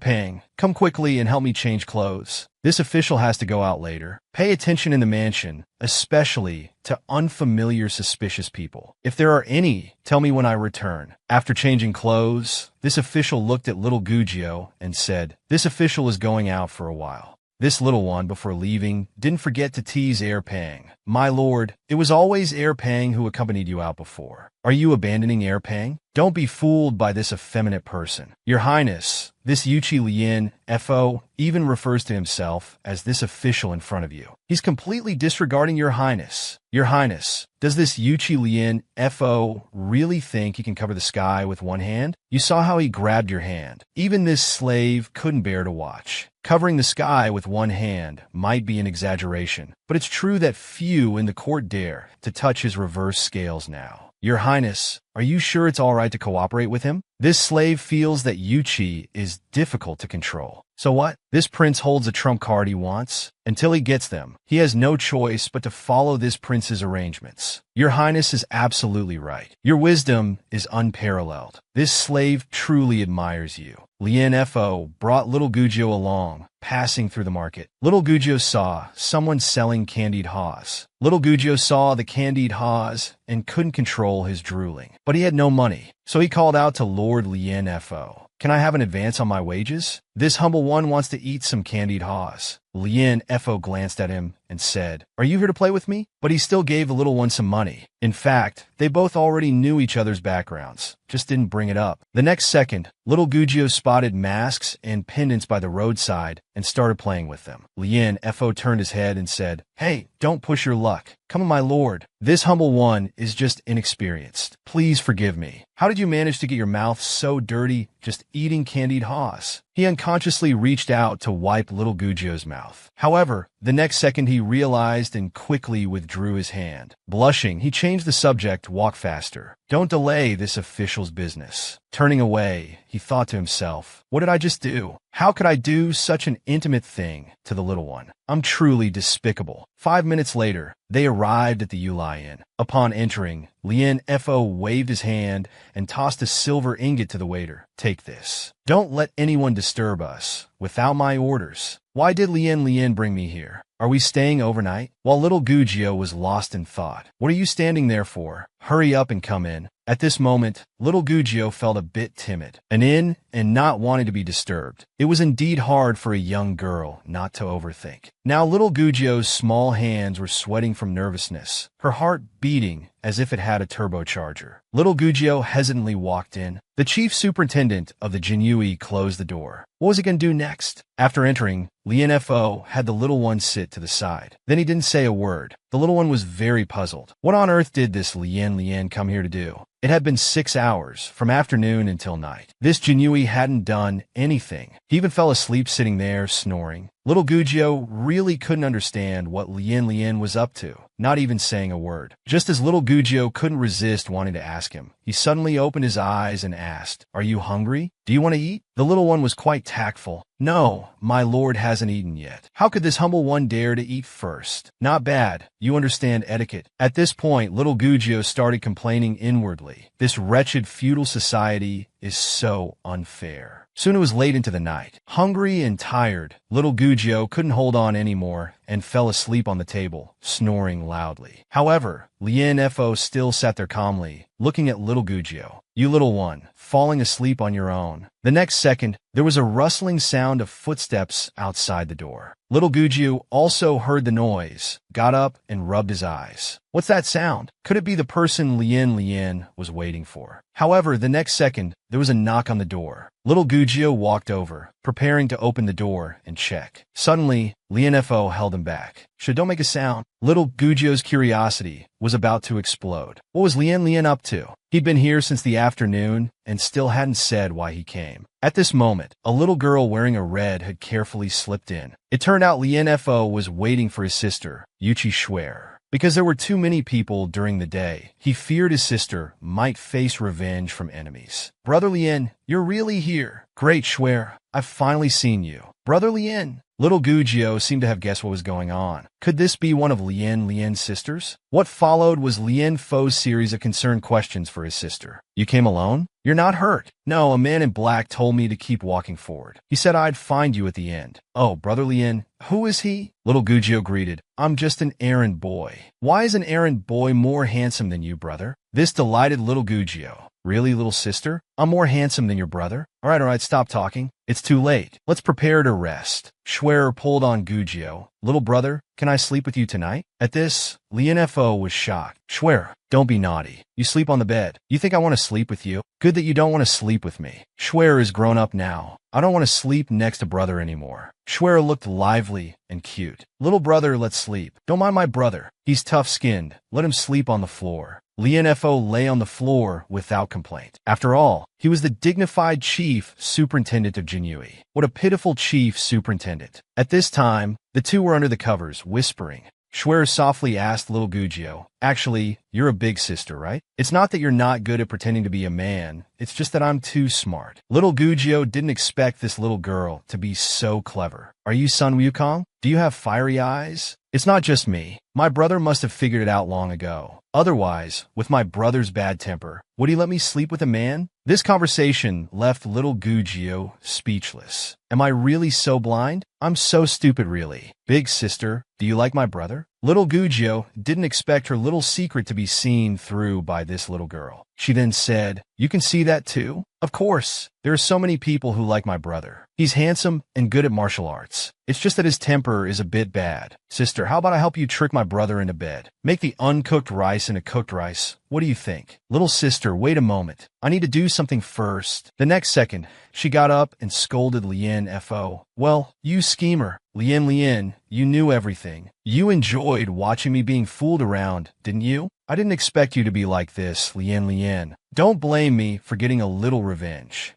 Just wait and see. Lien Fo had no choice but to pretend to be asleep and say nothing. In his heart, he was still blaming Schwer, that troublemaker Schwer, causing problems as soon as she arrived. The next day, little Gugio confronted Lien Fo. My lord, where are you going so early? Impudent. Do I need to report to you where I'm going? This time, little Gugio cornered Lien Fo against the wall. Of course not. My lord is this humble one's lifesaver. The next second, she grabbed his clothes and leaned in. This humble one has been thinking hard about how to repay my lord's kindness. How about this humble one offers herself to you? What do you think, my lord? Since my lord doesn't speak, this humble one will take it as consent. Lien actually blushed. This early morning scene left Lien Fo at a loss. He had no choice but to say, enough, stop fooling around, let go. At this moment, little Gugio was extremely nervous inside. Looking at Lien Fo, she said, this humble one is not fooling around. I'm serious. If you keep this up, I'll throw you out. Little Gugio glared at him. This trick again? Do you think I'm still the child from before? The next second, she said, fine then, my lord can throw this humble one out. Then she kissed him. Since it was little Gugio's first time, and she had no experience, she ended up biting Lien's lip. Lien Fo, also inexperienced, pushed little Gugio away. At this moment, both their faces were red, and their hearts were racing. After the excitement, little Gugio came to her senses. I'm a girl, casually kissing a man. What kind of behavior is this? Lien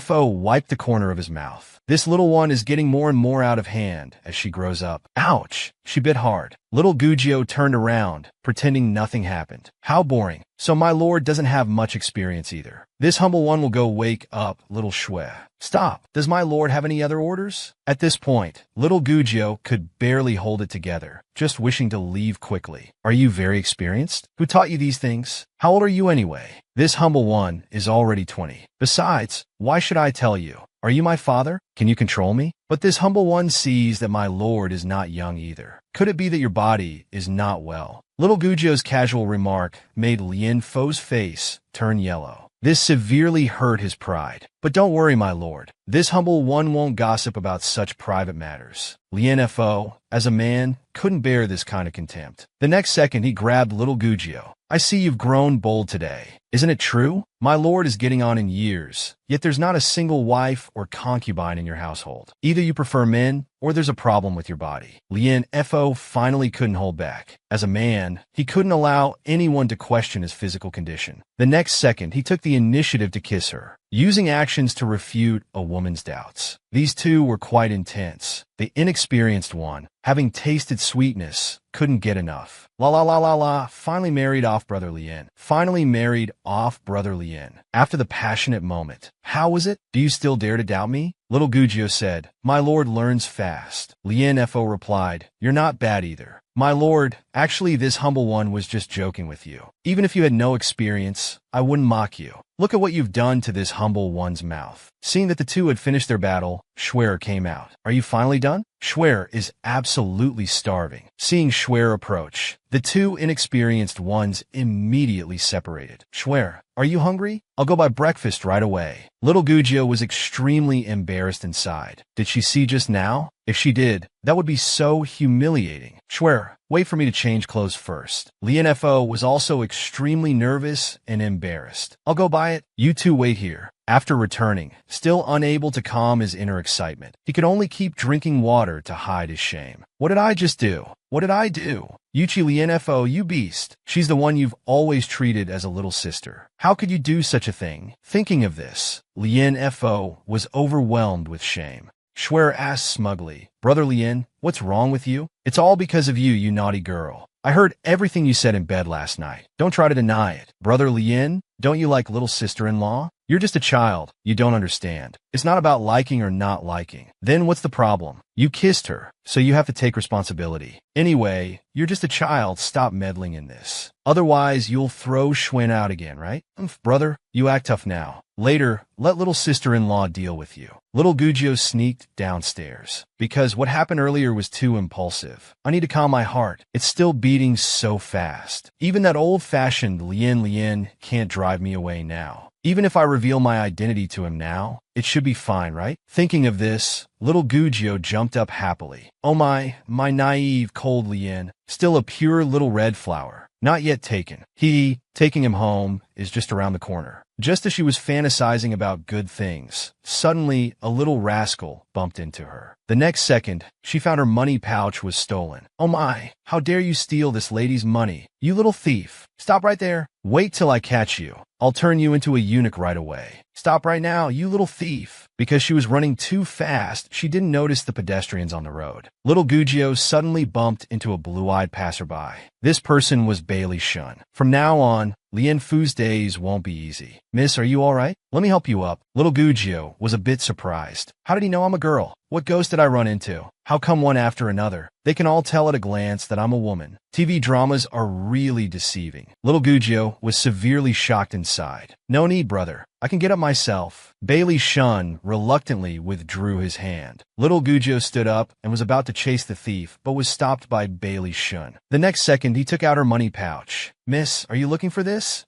Little Gugio held the pouch and checked it. This is really my money pouch. How did you do it? I just did it casually. Miss, no need to be surprised. Is that so? So impressive. I bet even that thief earlier didn't know he lost the money pouch. Thank you, brother. I've been out too long. I need to go back. Goodbye. At this moment, Bailey Shun was still a bit reluctant. After all, this was the Tonga he had loved for 100 years. It turns out that the thief just now was here to assassinate little Gugio. The reason for stealing her money pouch was to lure her to a deserted place before making a move. Coincidentally, Bailey Shun, who was following little Gugio, ran into him. He wouldn't let anyone who wanted to harm little Gugio get away. Now tell me, who sent you to assassinate Tong? Seeing the assassin's expression, he was another tough one. Bailey Shun didn't even finish asking before the assassin committed suicide in 1, 2, 3. Little Gugio saw Lien Fo in the distance, seemingly asking passersby about her. Her heart involuntarily blossomed with joy. When Lien Fo walked over, little Gugio spoke. My lord, this humble one is here. Why are you sitting here alone like an idiot? I was chasing a thief earlier and accidentally twisted my foot. Fortunately, the money pouch is back. Don't worry, my lord. Then little Gugio started using her trump card again. My lord, can you carry me on your back? I can't walk anymore. Carry you? Where did you get the courage? But I got injured trying to retrieve your money, my lord. Lien Fo had no choice. In the end, he couldn't resist the little one. Little Gugio was overjoyed inside. Her scheme succeeded. I just want you to carry me. This little one is still as clingy as when she was young. Lien Fo carried little Gugio on his back. This feeling reminded him of childhood. Back then, Lien used to carry me like this too. Now I'm so happy. My lord, I have a secret to tell you tonight. After returning home, Lien Fo was still thinking about what little Gugio said to him during the day. What exactly does this little one want to tell me? Just then, little Gugio changed into her favorite clothes and walked in. Seeing the little one's outfit stunned him. Why are you so surprised? You already knew I was a girl, didn't you? But I'm here today to say this. The next second, Shuer at the door deliberately stepped on her clothes. Losing balance, she stumbled. The chain reaction was swift. He quickly embraced little Gugio, who was about to fall. The scene was extremely romantic. The next moment, she started being mischievous again, deliberately stepping on Lien Fo's feet. Due to little Gugio's mischief, they ended up falling over each other. Because Lien Fo was too nervous, he called out little Gugio's nickname. This little mischievous one was overjoyed. She raised her head and asked, "My lord, what did you just call me? Wow, we really fell over. This is all thanks to Schwer. Schwer is so smart. Little one, can you get up first? I just cushioned your fall." "No, I don't want to. Tell me when you discovered who I was. Stop fooling around. If you keep this up, I'll throw you off." "Go ahead, throw me off. I'll call the police." This little Gugio is really too cute. No wonder Bailey Sheng couldn't forget her for 100 years. "Little one, you're still the same as before. You haven't changed at all. You discovered me before I moved into your mansion, didn't you? Or rather, you let me move in because you knew it was me, right?" Lien. At this point, Lien Fo could no longer deny it. He could only admit it. "Then what you said at that time was specifically for me to hear. I won't welcome him. I'll make him go back." "So you wanted to drive me away back then? You wanted me to suggest it myself, to not put you in a difficult position, right? Am I that dislikable to you?" Little Gugio didn't wait for this heartless person to speak. She turned to leave, cursing, "I don't want to talk to you, you scheming Lien." Just as he wanted to chase after her, little Gugio slammed the door shut, leaving this heartless person out in the cold. Back in her room, she was furious. "This bastard, he actually wanted to drive me away from the start. Not a bit of consideration for old time's sake. He doesn't even consider how much effort I put in just to see him again. He doesn't consider my feelings at all." The next day, little Gugio said to Lien Fo, "I've thought it through. I'll obediently go back." "Is that so? That's good. But I've come all this way. I should at least have some fun, right? Experience the local customs and such." "No problem. Do as you please. Just tell me if you need anything." "All right, then I'll trouble you, my lord. I'll be going now." This heartless fool actually believed little Gugio's words. He had no idea what that little one would bring him next. After little Gugio left, she changed into men's clothes and carried a folding fan. Then she went to the Wanhua house, a place men love. Upon entering, the manager began introducing this young master. "Are these ladies to your liking? They're the most popular in our establishment." Very good, very good. I'm quite satisfied. I'll take all these ladies. Follow me." Meanwhile, Lien Fo's mansion was in an uproar. The headmaid Xiao Mei shouted, "My lord, something terrible has happened. What's all this noise about? Don't you know the rules? What happened? Speak slowly. Don't be so flustered. Where are your manners?" "That young Master Lin." "No, Miss Lin has gone out dressed as a man again. This isn't the first time. Let her play as she likes." "Did the young lady bring back any companions today?" Hearing this, Lien Fo lost his composure. He immediately put down his purple clay cup. Without a word, he rushed into little Gugio's room to check. He saw little Gugio sitting there, thoroughly enjoying herself, with several women from Wanhua House attending to her. Seeing this scene, Lien Fo's face darkened. He said sarcastically, "Oh, surrounded by beauties. You seem to be having a grand time, little one." "Yes, my lord. What brings you here?" At this moment, Lien Fo was very displeased. My lord, you sound so distant. You used to call me Lien this and that. A woman's thoughts are truly hard for me to fathom." The next second, a woman in red came to his side. "With such a handsome young master, would you like to join us? I'm very good at serving, you know."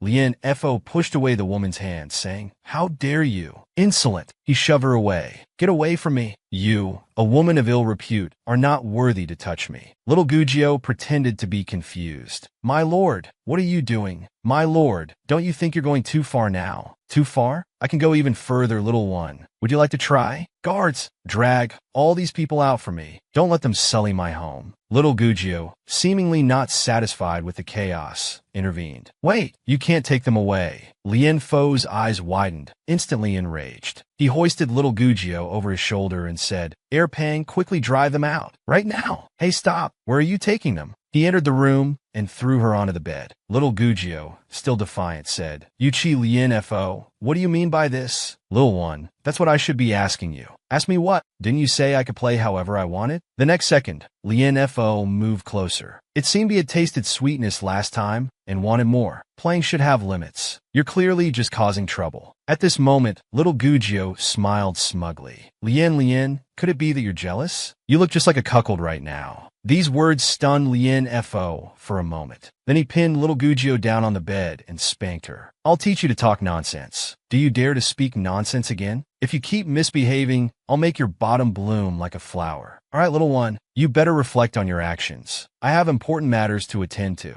You too, keep an eye on her. Don't let her run around for now. My lord, how should we deal with those companions from earlier? Where did they come from? They're from a place in the city called Wanhua House. I don't want to hear the words Wanhua House again tomorrow, he said, and left gracefully. What Wanhua House? Wanhua Grass? How come I never noticed such a disgusting place in the capital before? Meanwhile, Schwer came to see little Gujio again and made a new plan for her. I understand roughly, but if Lien finds out about your method afterward, we're both dead. Schwer put on an innocent and cute expression. Is it not okay, Schwer? You're so adorable. I really like you. Lien came back after a while, probably feeling sorry. He brought up a topic. Little one, I heard you don't use a war fan. This startled the two in the room. Why is he here now? He shouldn't have heard our conversation, right? Lien hesitated for a moment, then pushed the door open. After entering, he said, Little one, what are you doing? Why are you under the covers in broad daylight? I feel cold, okay? It's none of your business. If you're cold, put on more clothes. You're grown up now. Do I need to remind you of this?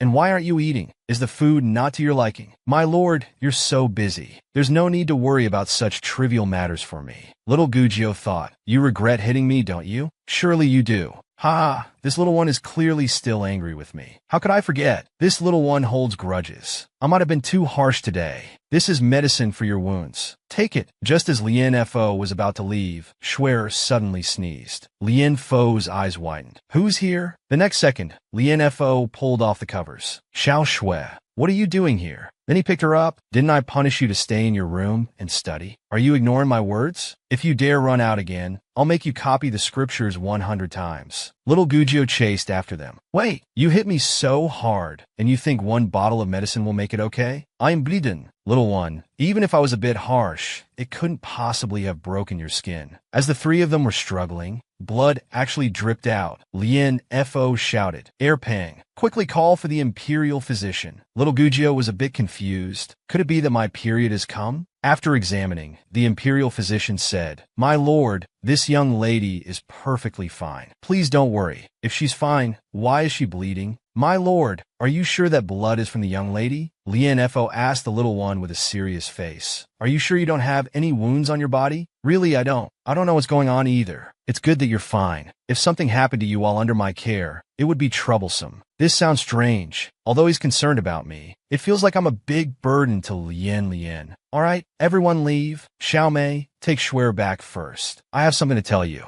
I want to talk about what happened between us at the inn that day. Little Gujio suddenly widened her eyes. She recalled the intimate things they did that day. Now little Gujio was so embarrassed, her face turned red as she said, What about it? Just as he was about to speak, Pang came knocking. My lord, are you in there? The emperor urgently summons you to the palace. I don't know what it's about. Little one, let's talk about this another day. Okay, another day. Little Gujio secretly felt relieved. My heart was about to jump out just now. Talking about such embarrassing things is so shameful. Unknown to Lien and the others, Bailey Shun was watching them from afar using his celestial powers. He really is a devoted man. In this life, Bailey Shun was called Yu Qi Shun, Lien Fo's elder brother. At this moment, a young man approached from behind. Brother Shun, the crown prince has arrived. The young man saw Bailey Shun harming himself again. The next second, he said with concern, Brother Shun, what are you doing? Quickly bandage yourself. Why are you doing this again? Why the long face? Don't worry, I know my limits. This is nothing. It's not nothing. It's just wasting your life force. Brother Shin, you're not fully recovered. How many times can you endure this recklessness? So what? As long as I can see him one more time, this means nothing to me. What, Brother Shin? How can you still have such a happy expression now? Brother Shin, your wish will come true. It definitely will. It turns out the blood that dripped at little Gujio's feet was from Bailey Shun's self-harm. Because the window was open too wide, accidentally dripped over. 10 minutes later, Bailey Shun came to see the Crown Prince. These two together probably won't come up with anything good. Your Highness visits late at night. I assume you have important matters? The person the Imperial Tutor asked me to find has been located. Your Highness, are you certain it's the person I'm looking for? This person indeed matches matches the description you gave me earlier. They're working as a small attendant in Yuchifo's mansion. I see. Thank you, Your Highness. Does the doctor want to immediately reunite with his sister, or do you have other plans? There's no rush to reunite. My sister and I were separated when she was young. She probably doesn't recognize me now. 3 days from now is His Majesty's birthday. I want to use this opportunity to get to know her first. If I reveal our relationship hastily, I'm afraid it might frighten her. That's a good idea. Then I'll take my leave. Lianfo had now arrived at the palace. Your Majesty, do you want me to escort the Imperial Princess to the Southern Temple? Correct. It's set for the day after my birthday banquet, but the Southern Temple is far away. The round trip will take more than a month. My primary duty is to protect Your Majesty's safety. My beloved princess is my most precious daughter. Only by entrusting her to you, Yuchi Qing, can I be at ease. Do you have any difficulties, Yuchi Qing? Your Majesty, it's my duty. I'm just concerned about Your Majesty's safety. I know you're loyal. Yuchi Qing, you're over 20 this year, right? Yet you don't have a wife or concubine. Why don't I arrange a good marriage for you? What do you think? At this moment, Lien Fo suddenly widened his eyes. Your Majesty, please don't. The next second, he thought of the little one at home. The current Yuchi Lien Fo had already fallen in love with little Gujio. Meanwhile, at home, little Shui began her small plan. Taking advantage of Lien Fo's absence, she sneaked into his room. Then she came to the tea table. She took out a bottle of aphrodisiac powder, preparing to put it into Lien Fo's teapot. This little mischief maker didn't know how much was appropriate, so she poured it all in. If Brother Lien drinks this medicine, will he really be able to have a baby with little sister-in-law? I'm so sleepy. Schwer needs to go back to her room to sleep. Now we just wait for Big Brother to take the bait. At this moment, Lien Fo sneezed loudly. Why did I just feel a chill? This guy didn't know that a big surprise was waiting for him when he got back. Come out. You heard it just now. He has no interest in you. This was the currently famous imperial princess. Because she had taken a liking to Lien Fo, the emperor summoned him to the palace today to test him. Lien Fo had just told the emperor that he already had someone he liked, but the princess still wouldn't give up. Father, don't worry about whether he has someone he likes or not. Just create more opportunities for your daughter. You child, Yuchi Lien Fo is not an easy person to get along with. Father is afraid you'll suffer in the future. Daughter is not afraid. As long as he willingly marries me, I'll be the happiest person in the world. Who would have thought that this clueless Lien Fo would be so popular with girls? Even the imperial princess is so infatuated with him. This guy came back looking like a wilted eggplant, still worrying about little Gu. The trip to the Southern Temple will take at least a month. What will the little one do during this time? The people chasing him haven't been found yet. I'm really not at ease leaving him in the mansion. The next second, he poured water from the teapot, preparing to drink. Little did he know that this water had been laced with aphrodisiac powder by his little sister. This aphrodisiac is a magical thing. Even old people can't resist its powerful effects when they drink it. An hour later, little Gu came to find him. Little did she know that now was when the effects were at their strongest. She came to the door and knocked. Lien, are you asleep? About that drop of blood, I found something strange. Is he asleep or hasn't he come back? Well, I'll just tell him in the morning. Just as little Gujiu was about to turn back, the door suddenly opened. Lien Fo abruptly pulled her into the room. Then he held little Gujio tightly, panting and unable to say a complete sentence. Lien, why are you so hot? And your face is so red. Are you okay? You look very strange right now. Now Lien Fo's body felt like it was on fire. Panting, he managed to say that he might have been drugged. Hearing this, little Gu's face turned pale. She seemed to understand something. Oh no, drug? It can't be that kind of drug, can it? How can such a cliche thing happen to me? This isn't scientific at all. The next second, this clueless guy started to caress little Gujio. Oh my god, Lien, wake up. I'll go find a doctor for you. I've heard this can be fatal if not treated properly. Although little Gujio liked him, she still retained a bit of clarity. Now was not the time to be tempted. Little Gujio struggled and said, "Get off me first. I'm going to find a doctor for you." Unexpectedly, Lien Fo held her tightly. The next second, he pinned her down on the bed, immobilizing her. At this point, Lien Fo was about to lose control. A beautiful scene was about to unfold. Little Gujio was now extremely nervous. I can't give myself to him like this. Lien is not in his right mind now. He might not even know who he's pressing down on. Thinking of this, she cupped his feverish face and asked, "Do you know who I am? Tell me, who am I?" "Your little one. You're my little one." It seems he hasn't completely lost consciousness. The next second, he pounced on her and pinned her down.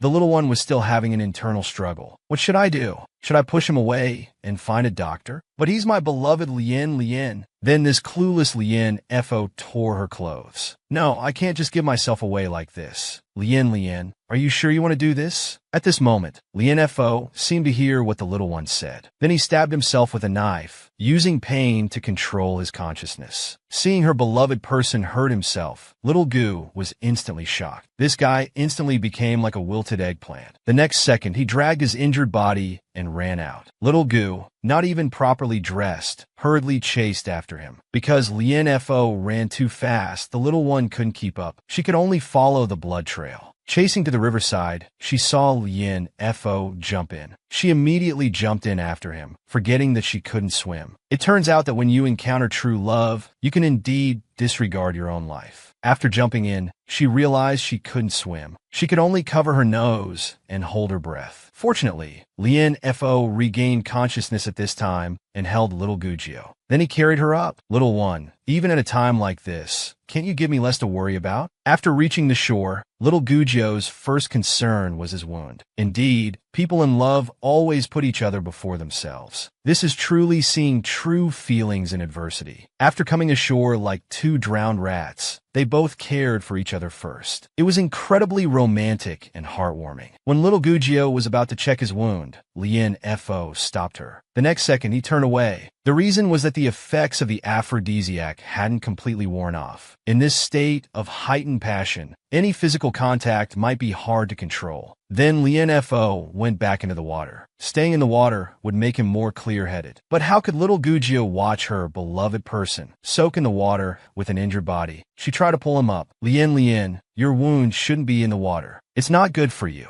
Little one, please stop. I'm not feeling well right now. I need to stay in the water for a while longer. You should go back first. You'd better stay away from me. I'm afraid I might hurt you." Hearing this, little Goo understood what he meant. Her eyes widened, realizing the drug's effects clearly hadn't worn off yet. Little Gugio worried that if he came out, he might forcefully try to unite with her. So she said nothing and just stayed by his side. An hour later, the drug's effects on Lien FO had mostly subsided. Due to being in the water for too long, Lien FO's leg cramped up. As she was about to help him, someone inconsiderate approached. "Who's there at this late hour? Who are you? What are you doing there?" Hearing someone coming, little Gugio was startled, causing her undergarment strap to slip down. There was no time to fix it, so she instinctively covered herself with her smooth, jade-like hands. The next second, Lien FO shielded her and said, "It's me. What are you shouting about?" The clueless guard immediately changed his tone. "Oh, it's you, sir. What are you doing here so late, sir? Insolent. Do I need to explain my actions to you?" "No, sir. You misunderstand this lowly servant. Sir, you have blood on you. Are you injured? Bunch of useless fools. An assassin entered the mansion and you knew nothing. What use are you? Please calm down, sir. It's my negligence. I'll investigate the assassin immediately. Once found, I'll break his legs. Please calm down, sir. I want to break your legs. The assassin is long gone. Quickly, go fetch Dr. Wei to my room." "Yes, sir. I'll go fetch Dr. Wei right away." This clueless guard seemed to notice something. He became curious internally. Wait, didn't the sir have a woman in his arms earlier? What was he doing with a woman outdoors so late? Wouldn't it be better in a room? All right, little one, let's go back. This time, Lien FO took little Gugio's hand on his own initiative. She was elated inside. Lien seems to be holding my hand for the first time. He's actually taking the initiative with me. At this moment, Lien FO was fuming internally. Damn it, who's the fool who dared to drug me? When I find out, I'll break their bones and tear their tendons. Now, little Shue was sound asleep, dreaming of her little nephew. Tomorrow, Shue would have a little nephew. Fortunately, sir, your constitution is strong. Otherwise, it could have been disastrous. But sir, you were too harsh on yourself. The wound is quite deep. Sir, for the next 10 days, you need to take my medicine continuously. After 10 days, the toxins in your body will be cleared. Thank you for your efforts tonight, Dr. Wei. I hope you can keep my poisoning a secret. I don't want this to become public news. Do you understand? Rest assured, sir, I understand. This incident will not become public news. If there's nothing else, I'll take my leave now. Just as the old man was about to leave, he suddenly stopped. Young lady, even if you're worried about the sir's injury, please take care of your own health. Otherwise, you'll only make the sir worry more. This talkative doctor made little Gugio extremely embarrassed. She could only reply perfunctorily, I understand. Thank you.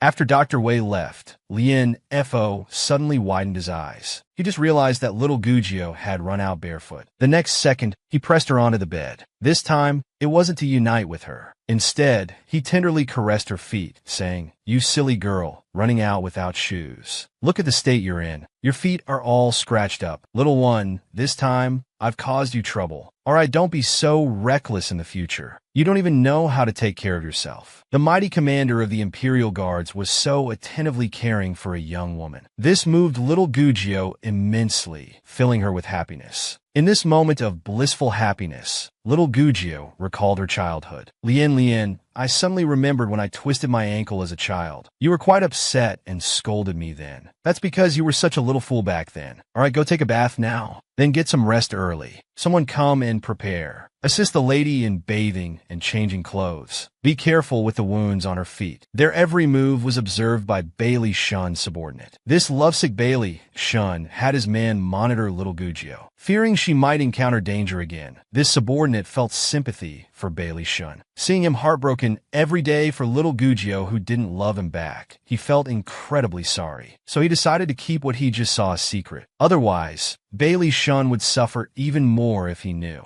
Although Bailey Shun's love was unrequited, having loyal subordinates meant he wasn't a complete failure. This poor fellow was still absent-mindedly thinking about his Tonga, while his Tonga was just being intimate with someone else. He could only talk to the moon alone. My beloved Tonga, I miss you so much. We're about to meet officially soon. I wonder what expression you'll have then. The next morning, the little mischievous one had just woken up. The first thing on her mind was to see if she had a little nephew yet. As soon as Schwer entered, she heard her Lien brother raging. He immediately started scolding, all because of the aphrodisiac incident yesterday. Those who were on guard outside my courtyard last night, how did you perform your duties? Are you all blind? Sir, we truly didn't notice anyone sneaking in last night. Except what? Don't stammer. Speak up. Except what? Except Miss Schwer sneaking into your room earlier. Hearing it was Schwer, Lien Fo's face turned green. This terrified Schwer who was at the door. When this insensitive Lien Fo got angry, he was indeed quite frightening. All right, you useless lot, get out. Schwer, come here. These clueless guards fled in panic. Outside, Depang and Erpang were gossiping. Erpang, did you hear? An assassin infiltrated the mansion last night. The master was even injured. No wonder he's so angry. I wonder who was so daring. But what does it have to do with Miss Schwer? Why did the master keep her behind? That I don't know. But as servants, we'd better not pry into the master's affairs. Did you put something in my tea last night? Answer me quickly. Did you or did you not? Lien Fo's sudden outburst of anger frightened the little mischievous one. She timidly admitted to putting in a bottle of medicine. Schwer just wanted a little nephew to play with. Tell me quickly, who taught you to drug me? Do you know what a big disaster you almost caused? Are you trying to implicate your brother in wrongdoing? Lien brother, Schwer just wanted a little nephew. Did I do something wrong? You dare to talk back? The next second, the little sister-in-law intervened. Lien, the important thing now is to find out who instigated Schwer.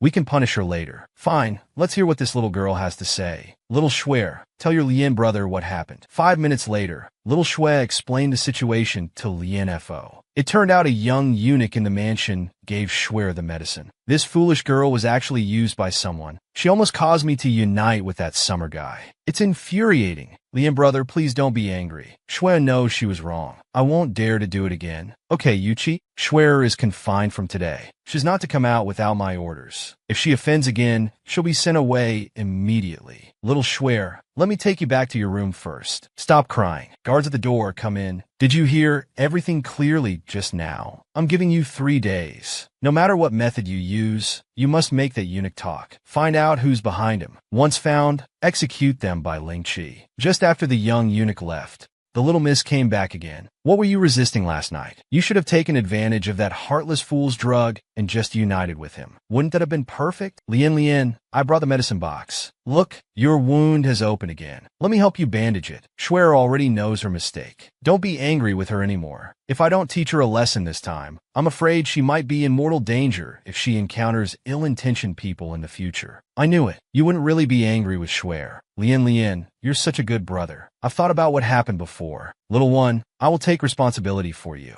You can rest assured. Hearing him say he'd take responsibility, the little miss felt something wasn't quite right. The next second, she asked this heartless Lien, you mean you just want to take responsibility for me? Although what happened before was an accident, I still compromised your purity. Before he could finish speaking, the little one's expression had already changed. It seems this heartless fool really doesn't understand girls. The next second, the little miss angrily said, I'm leaving. You don't need to take any responsibility. Don't inconvenience yourself. This completely confused the heartless fool who doesn't understand women. He then curiously asked the little one, what did you say? You don't need? That's right, I don't need it. Just take care of your wound. My lord, why did the little one suddenly get angry? Could it be that she's unwilling? The little miss angrily ran out and sat by the river, cursing Yuchi Lianfu. You big fool, you heartless, stinky Lien. Is it so difficult for you to say you like me? Who cares about your responsibility? In the blink of an eye, it was now the day of the emperor's birthday banquet. Your Highness, our man we placed in the Yuchi household has been dealt with. That's really a pity. The poison we got from the imperial advisor, with such difficulty, wasted just like that. Our spy reports that Yuchi Lianfu did indeed consume the aphrodisiac, but he didn't unite with any woman. It's to his credit that he could resist. I underestimated him. Why couldn't he just mate with any random person? That way, he would have had to obey me from then on. The thought of him submitting at my feet is exciting. Your Highness, believe there will be opportunities in the future. I hope that day won't be too far off. All right, I should go wish Father Emperor a happy birthday now. At the emperor's birthday banquet, Lianfu actually brought the little miss along. Now let's see how this little one gets approached by Bailey Sheng. Finally, I can experience the emperor's birthday celebration in person. I always used to watch it on TV, never imagining that one day I'd be here in person. Just as she was curiously wandering around, the heartless Lianfu came looking for her. Didn't I tell you not to wander around? Little one, why don't you listen? If you keep wandering aimlessly, I'll spank you. Come with me.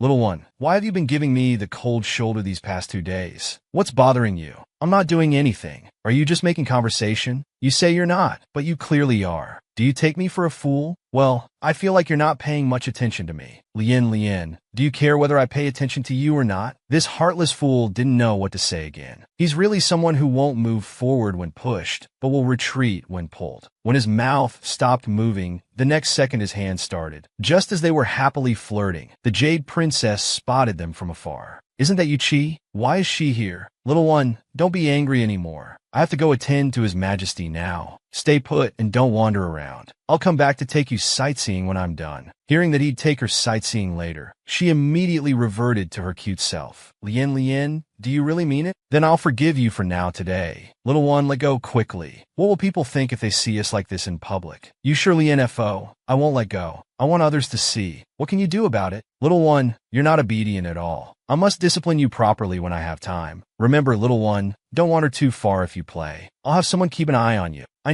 know. Stinky Lien, go quickly. You'll come back early, right? In just a few days, their affection had deepened to this extent. It's only a pity for the lovesick Bailey Shun. Just as the little one was sitting alone, feeling bored, there was a rustling sound from the nearby bushes. Driven by curiosity, she walked directly towards the bushes. The next second, a panda pig suddenly appeared. The little miss didn't realize this was another trap set for her. At this moment, she was only interested in playing. She would soon pay the price for her playfulness. The little pig saw her and ran in another direction. This was because the pig had been enchanted by Bailey Shun. The purpose was to lure the little miss to a certain place. Yet she chased after it without any caution. She would soon pay the price for this playfulness. She quickly caught up with the little pig. She was overjoyed at this moment. This pig can really run. I'm exhausted. Who's so mischievous to make you look like this? Let sister clean you up. You'll be clean soon. Little piggy, you're finally showing your true colors. You're so cute. Just as the little miss was happily playing, the green-haired prince approached, calling out, "Xiao Xiong, where are you?" When the little miss had just arrived in this world, she was almost taken advantage of by him. At that time, the green-haired prince was also calling out Xiao Xiong. It was obvious that he already knew the little miss was here, and he also remembered that the person who had thwarted him that day was this little miss before him. The reason he called out Xiao Xiong just now was to provoke the little miss. It seems this green-haired prince had known the truth for a while. At this moment, he said, "Panda pig," and the next second he reached out to take it back from the little miss. Just because you say the panda pig is yours doesn't make it so. Call it and see if it responds to you.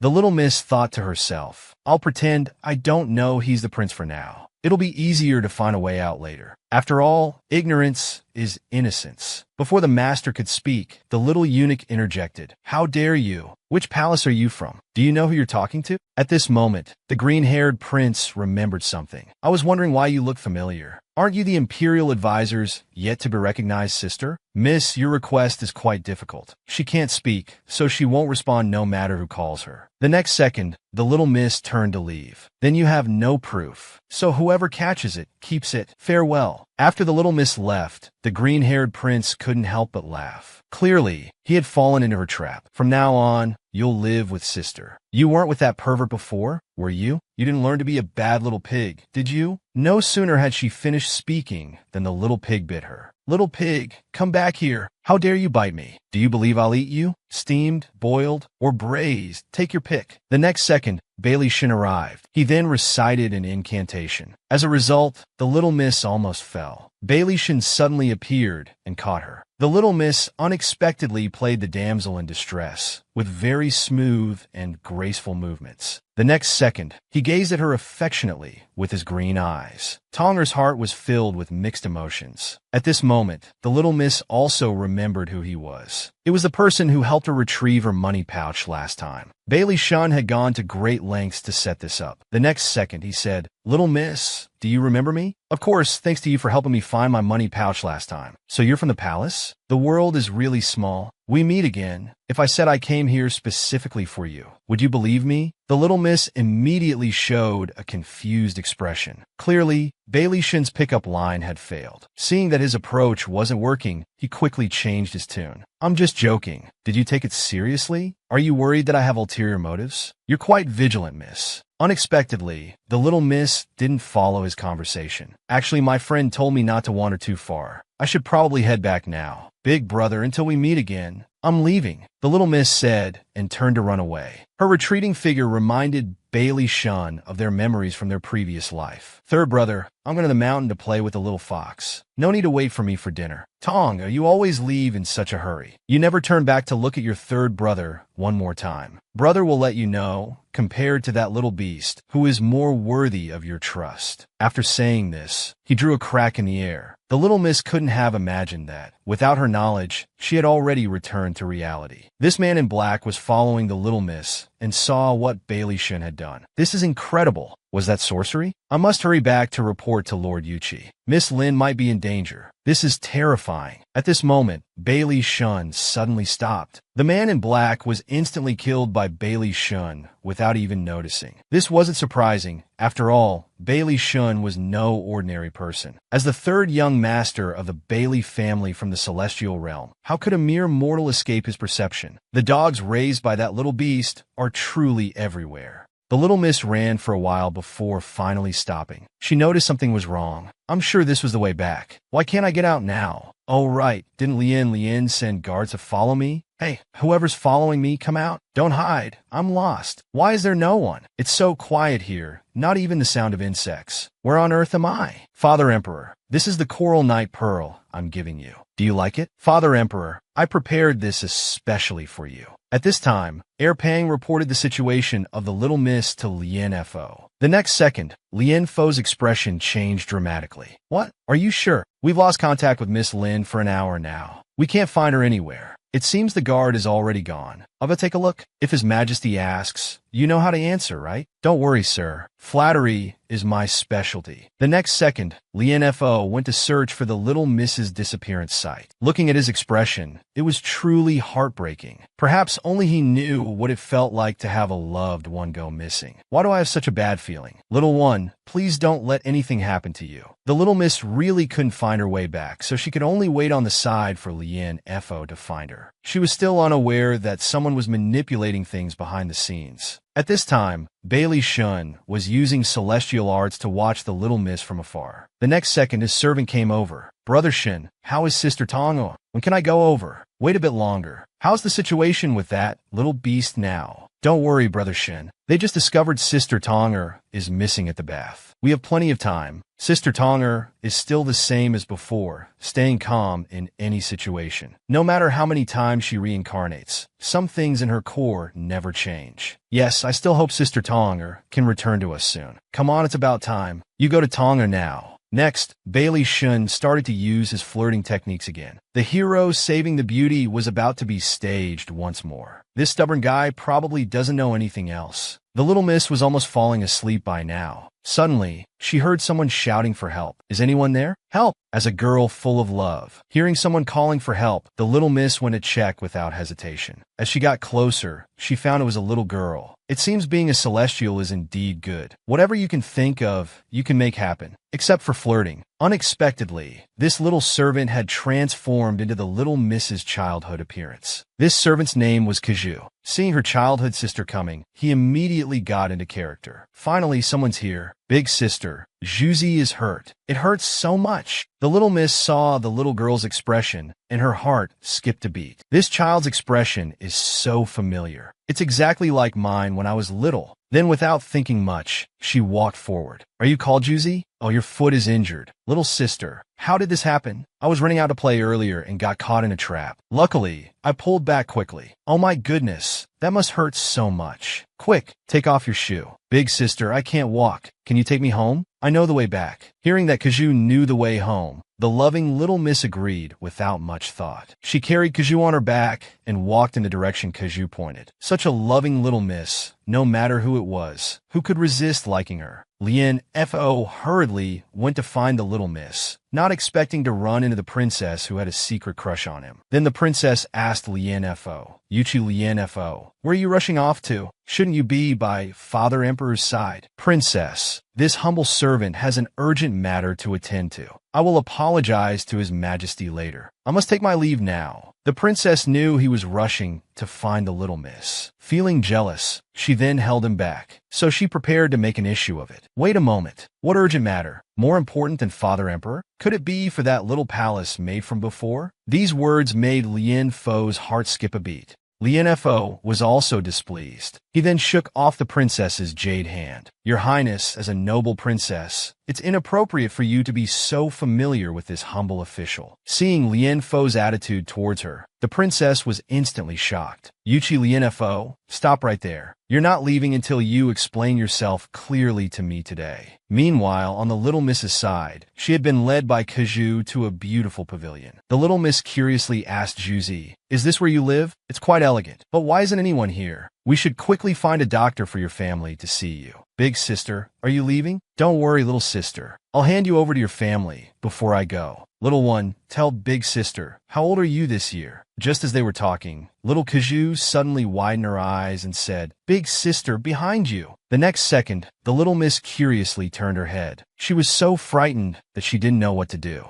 At this critical moment, Bailey Shin appeared. Sure enough, this hero-saving beauty scenario went smoothly, and the timing was just right. The little miss looked surprised and said to Bailey Shun, it's you again. Big brother meeting you twice in one day. What a coincidence. Do you know medicine? If so, please take a look at little Juzi quickly. I'm not very professional, but I know a little. I couldn't tell. Little Juzi, you're so brave. You haven't cried out in pain since the beginning. It's all thanks to Brother Shun's good medical skills. He didn't hurt me at all. This act between Bailey Shun and Kaju was performed perfectly. with impeccable timing. Just as Bailey Shun was enjoying his performance, he heard Lien Fo calling from afar. "Miss Lin, where are you? Can you hear me?" The little miss heard Lien Fo coming and gracefully turned around. The next second, she ran out directly, completely ignoring Bailey Shun. Being disregarded by the one he loved most, how could Bailey Shun bear it? When the little miss saw Lien Fo, she immediately threw herself into his arms. This feeling, perhaps only those in love would understand. After a passionate embrace, the little miss asked him, "How did you find me here?" "I was just about to go back." Lien Fo then looked her up and down carefully. "What happened to your hand?" "I was bitten by a little pig earlier. It doesn't hurt at all. That big brother helped me bandage it. This big brother has saved me twice today." Bailey Shun walked over and said, "Could this be the esteemed Yuchi from the Imperial Guards?" "That's me." "You are the Imperial Tutor?" "I heard the Imperial Tutor has been in seclusion. How come you're out today?" "If I didn't come out, wouldn't I have missed such a cute little deer, little wildcat?" Hearing the words little wildcat, Lien Fo's face instantly darkened. "I see. My person has caused trouble for the Imperial Tutor. Thank you and farewell." The next second, Chuju held the little one's hand and said, "Big sister, can Juzi come play with you again in the future?" "Of course. Once you're better, you're welcome anytime." That's it for today. We're leaving now. Walking back, Lien Fo pulled the little miss along hurriedly. The little miss said, Lien, slow down. You're hurting me." Then he held on even tighter. If Bailey Shun from earlier saw this, I think he would probably want to kill you.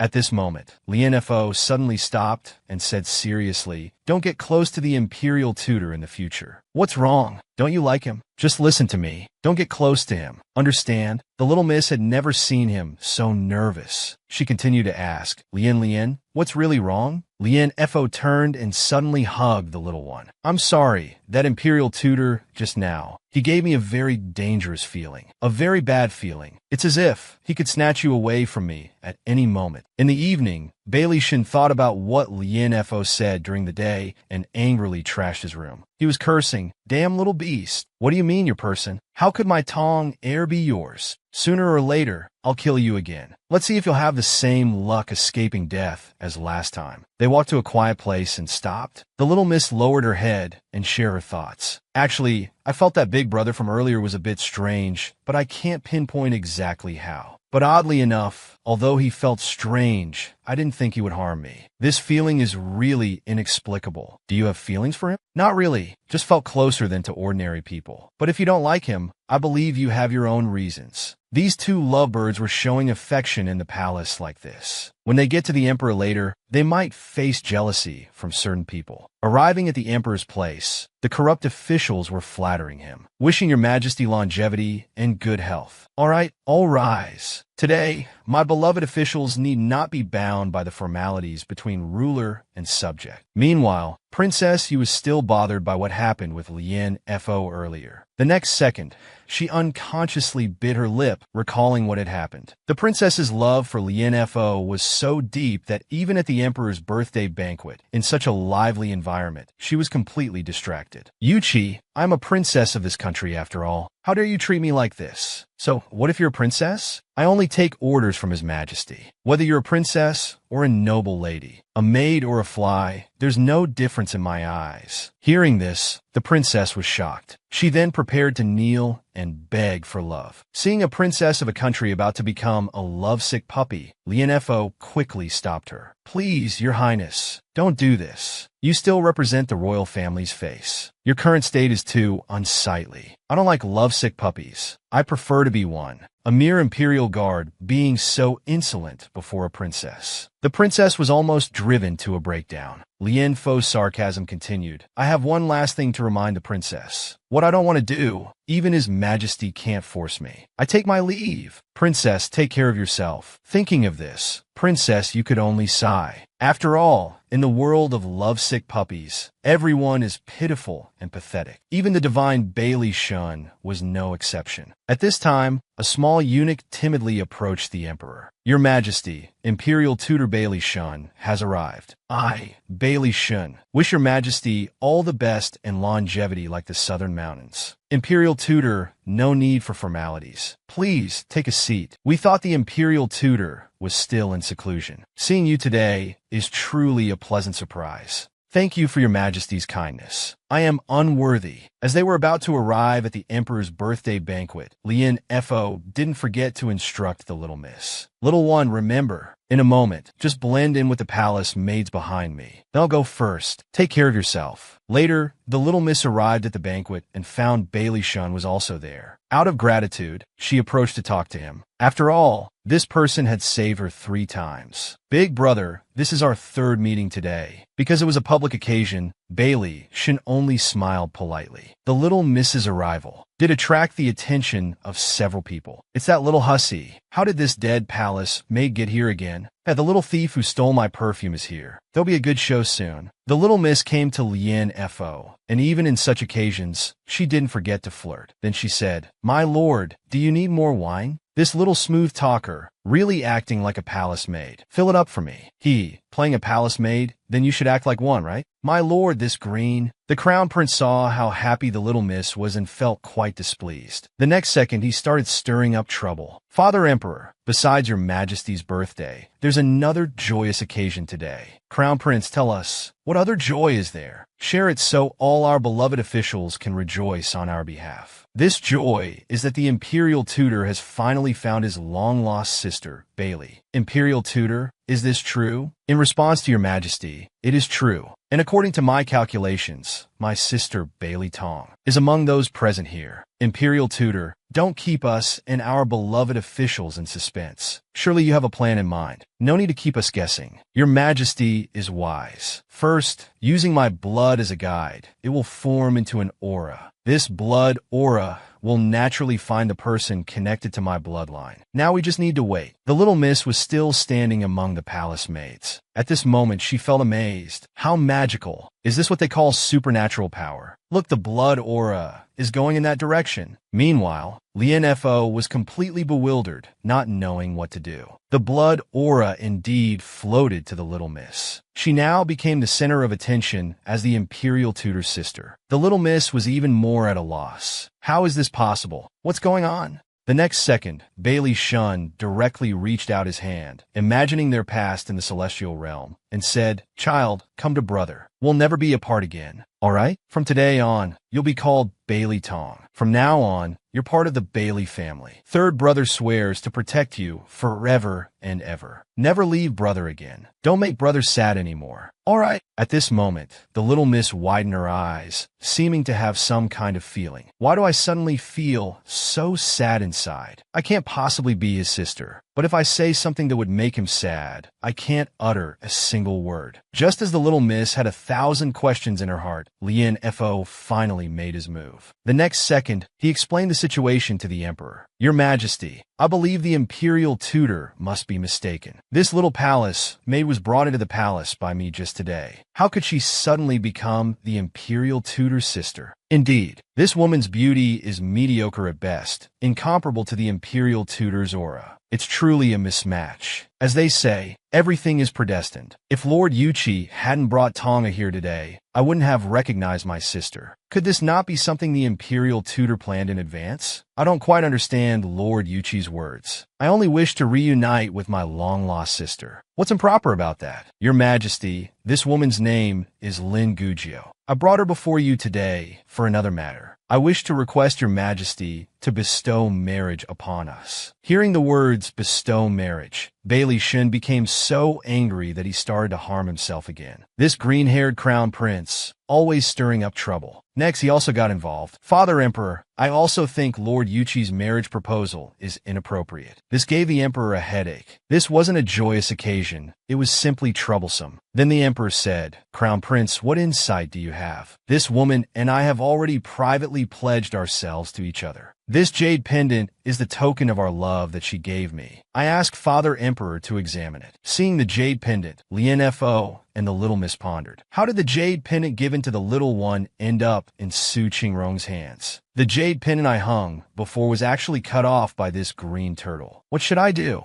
This green-haired crown prince is trying to turn the tables on me. He wants to make it impossible for me to clear my name. Bah! This made Bailey Shun even more confused. What is Su Qingrong trying to do? You lot are trying to confuse the emperor too, aren't you? The next second, the emperor said, "You're quite something, young lady. The imperial tutor says you're his long-lost sister. Lord Yuqi says you're his yet-to-be wedded wife. Even the crown prince says you've privately pledged yourselves to each other. Do you have anything to say?" At this moment, Lien Fo was extremely anxious. He could only place his hopes on the little miss. "Your Majesty, this is the first time I've entered the palace, and I didn't know the imperial tutor or the crown prince before this. I've never seen the crown prince's jade pendant either. I have a father and mother, so I couldn't possibly be the imperial tutor's sister. But there's one thing I can confirm. My engagement to Lord Yuqi is absolutely true." The little miss's words not only put Lien Fo at ease, but also helped the emperor out of a difficult situation. The emperor laughed heartily. He said, "You've all heard what she said. I'm tired. We'll discuss your ridiculous matters later. You're all dismissed for today." But even as Lord Yuqi's fiancée, she shouldn't be so casual. Don't let this happen again when entering the palace in the future. "Thank you, Your Majesty. Your humble servant will remember. Crown Prince, come to my study later." Everyone else is dismissed, and this sycophant princess, before leaving, left some harsh words for the little miss. "Damn you, I'll find a chance to deal with you later." What's wrong with this princess? Could she be one of Lien's bad romances?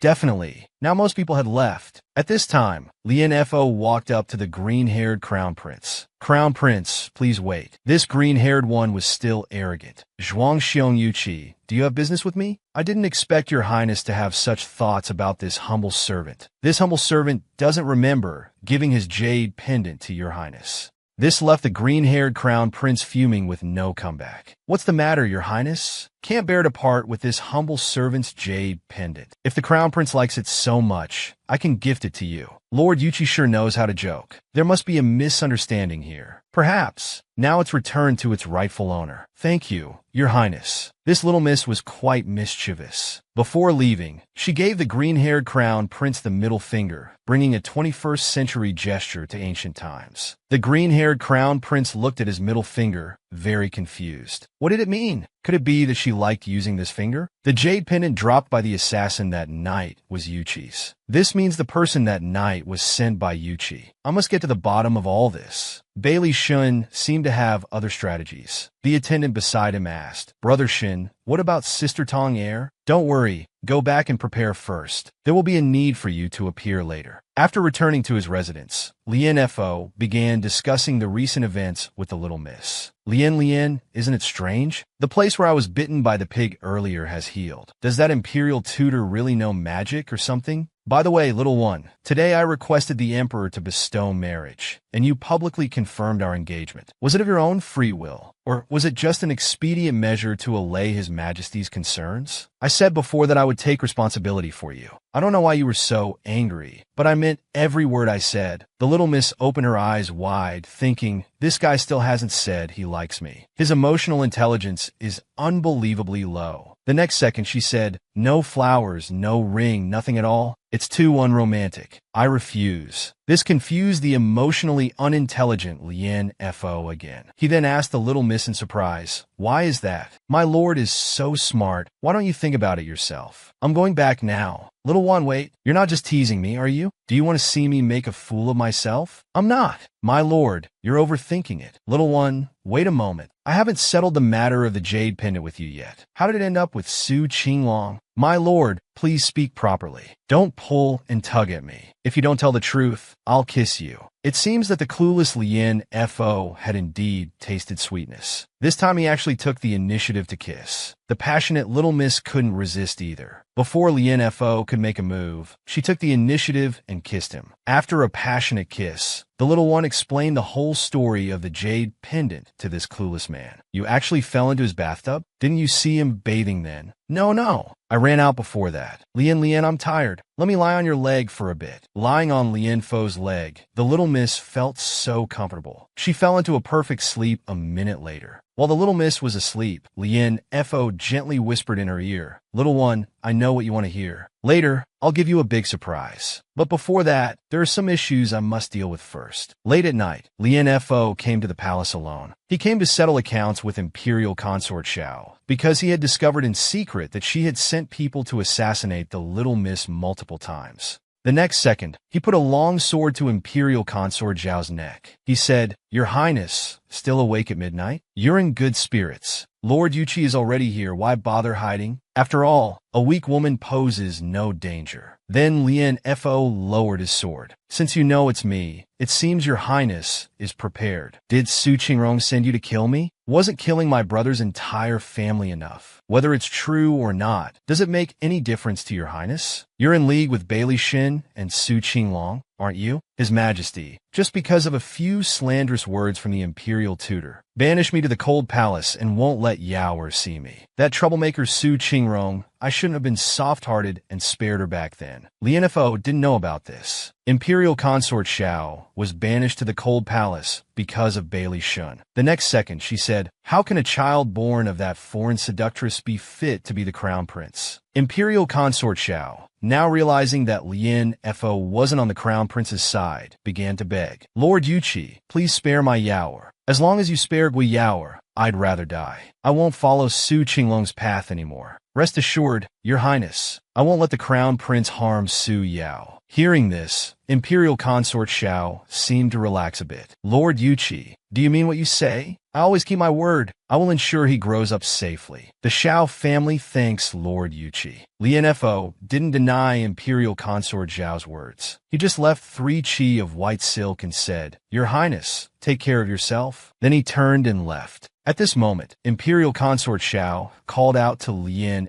Fo again. "Lord Yuqi, wait. May I ask if Su Qingrong wants to avenge her mother? Is that why she's so eager to take my life?" "No, your Highness. You really shouldn't have sent people to assassinate her repeatedly." These words made Imperial Consort Xiao ponder deeply. She recalled the cause of events. "That teacher, Mr. Lin, and Yaoer saw my brother's entire family being killed. Who are you really? Why did you massacre my entire family?" And all this was witnessed by the little miss and Su Yao. The killer was Yuqi Lien Fu. "Yaoer, mother wants to ask you something. About the night your uncle was killed, did you hear or see anything?" To prevent the news from leaking and Su Qingrong from knowing that Yaoer knew he had sent Yuqi to kill, and to protect the child from being targeted by Su Qinglong, I chose to silence Mr. Lin forever. I don't know how I offended Bailey Shun and Yuqi. What relationship did that Mr. Lin have with them? Your Highness, your mistake was trying to harm her. Spend the rest of your life in the cold palace. Learning the truth, Imperial Consort Xiao was in tears. "I never thought it would be like this. All because of a teacher. But I don't regret it. If I had to do it again, I would still make the same choice. As long as I can protect my dear Yaoer, even if I have to kill everyone in the world. It's too late now. Yaoer, I wish you a long and prosperous life. Goodbye." At this time, Lien Fo had already returned to his residence, and the little miss had just woken up. Lien Fo, being a cleanliness freak, took a bath after returning. The little miss sensed something was off and asked him, Lien, did you go out?" "Yes, I did. Little one, can you help me dry my hair?" Lien, remember what I told you about Su Yao? His mother was confined to the cold palace and can't see him. If possible, could you look after him in the palace? I was his teacher after all, and he's still so young. Don't worry, little one. I'll do everything I promised you. Lien is indeed the best. Lien, I feel like you're in a really good mood right now. Just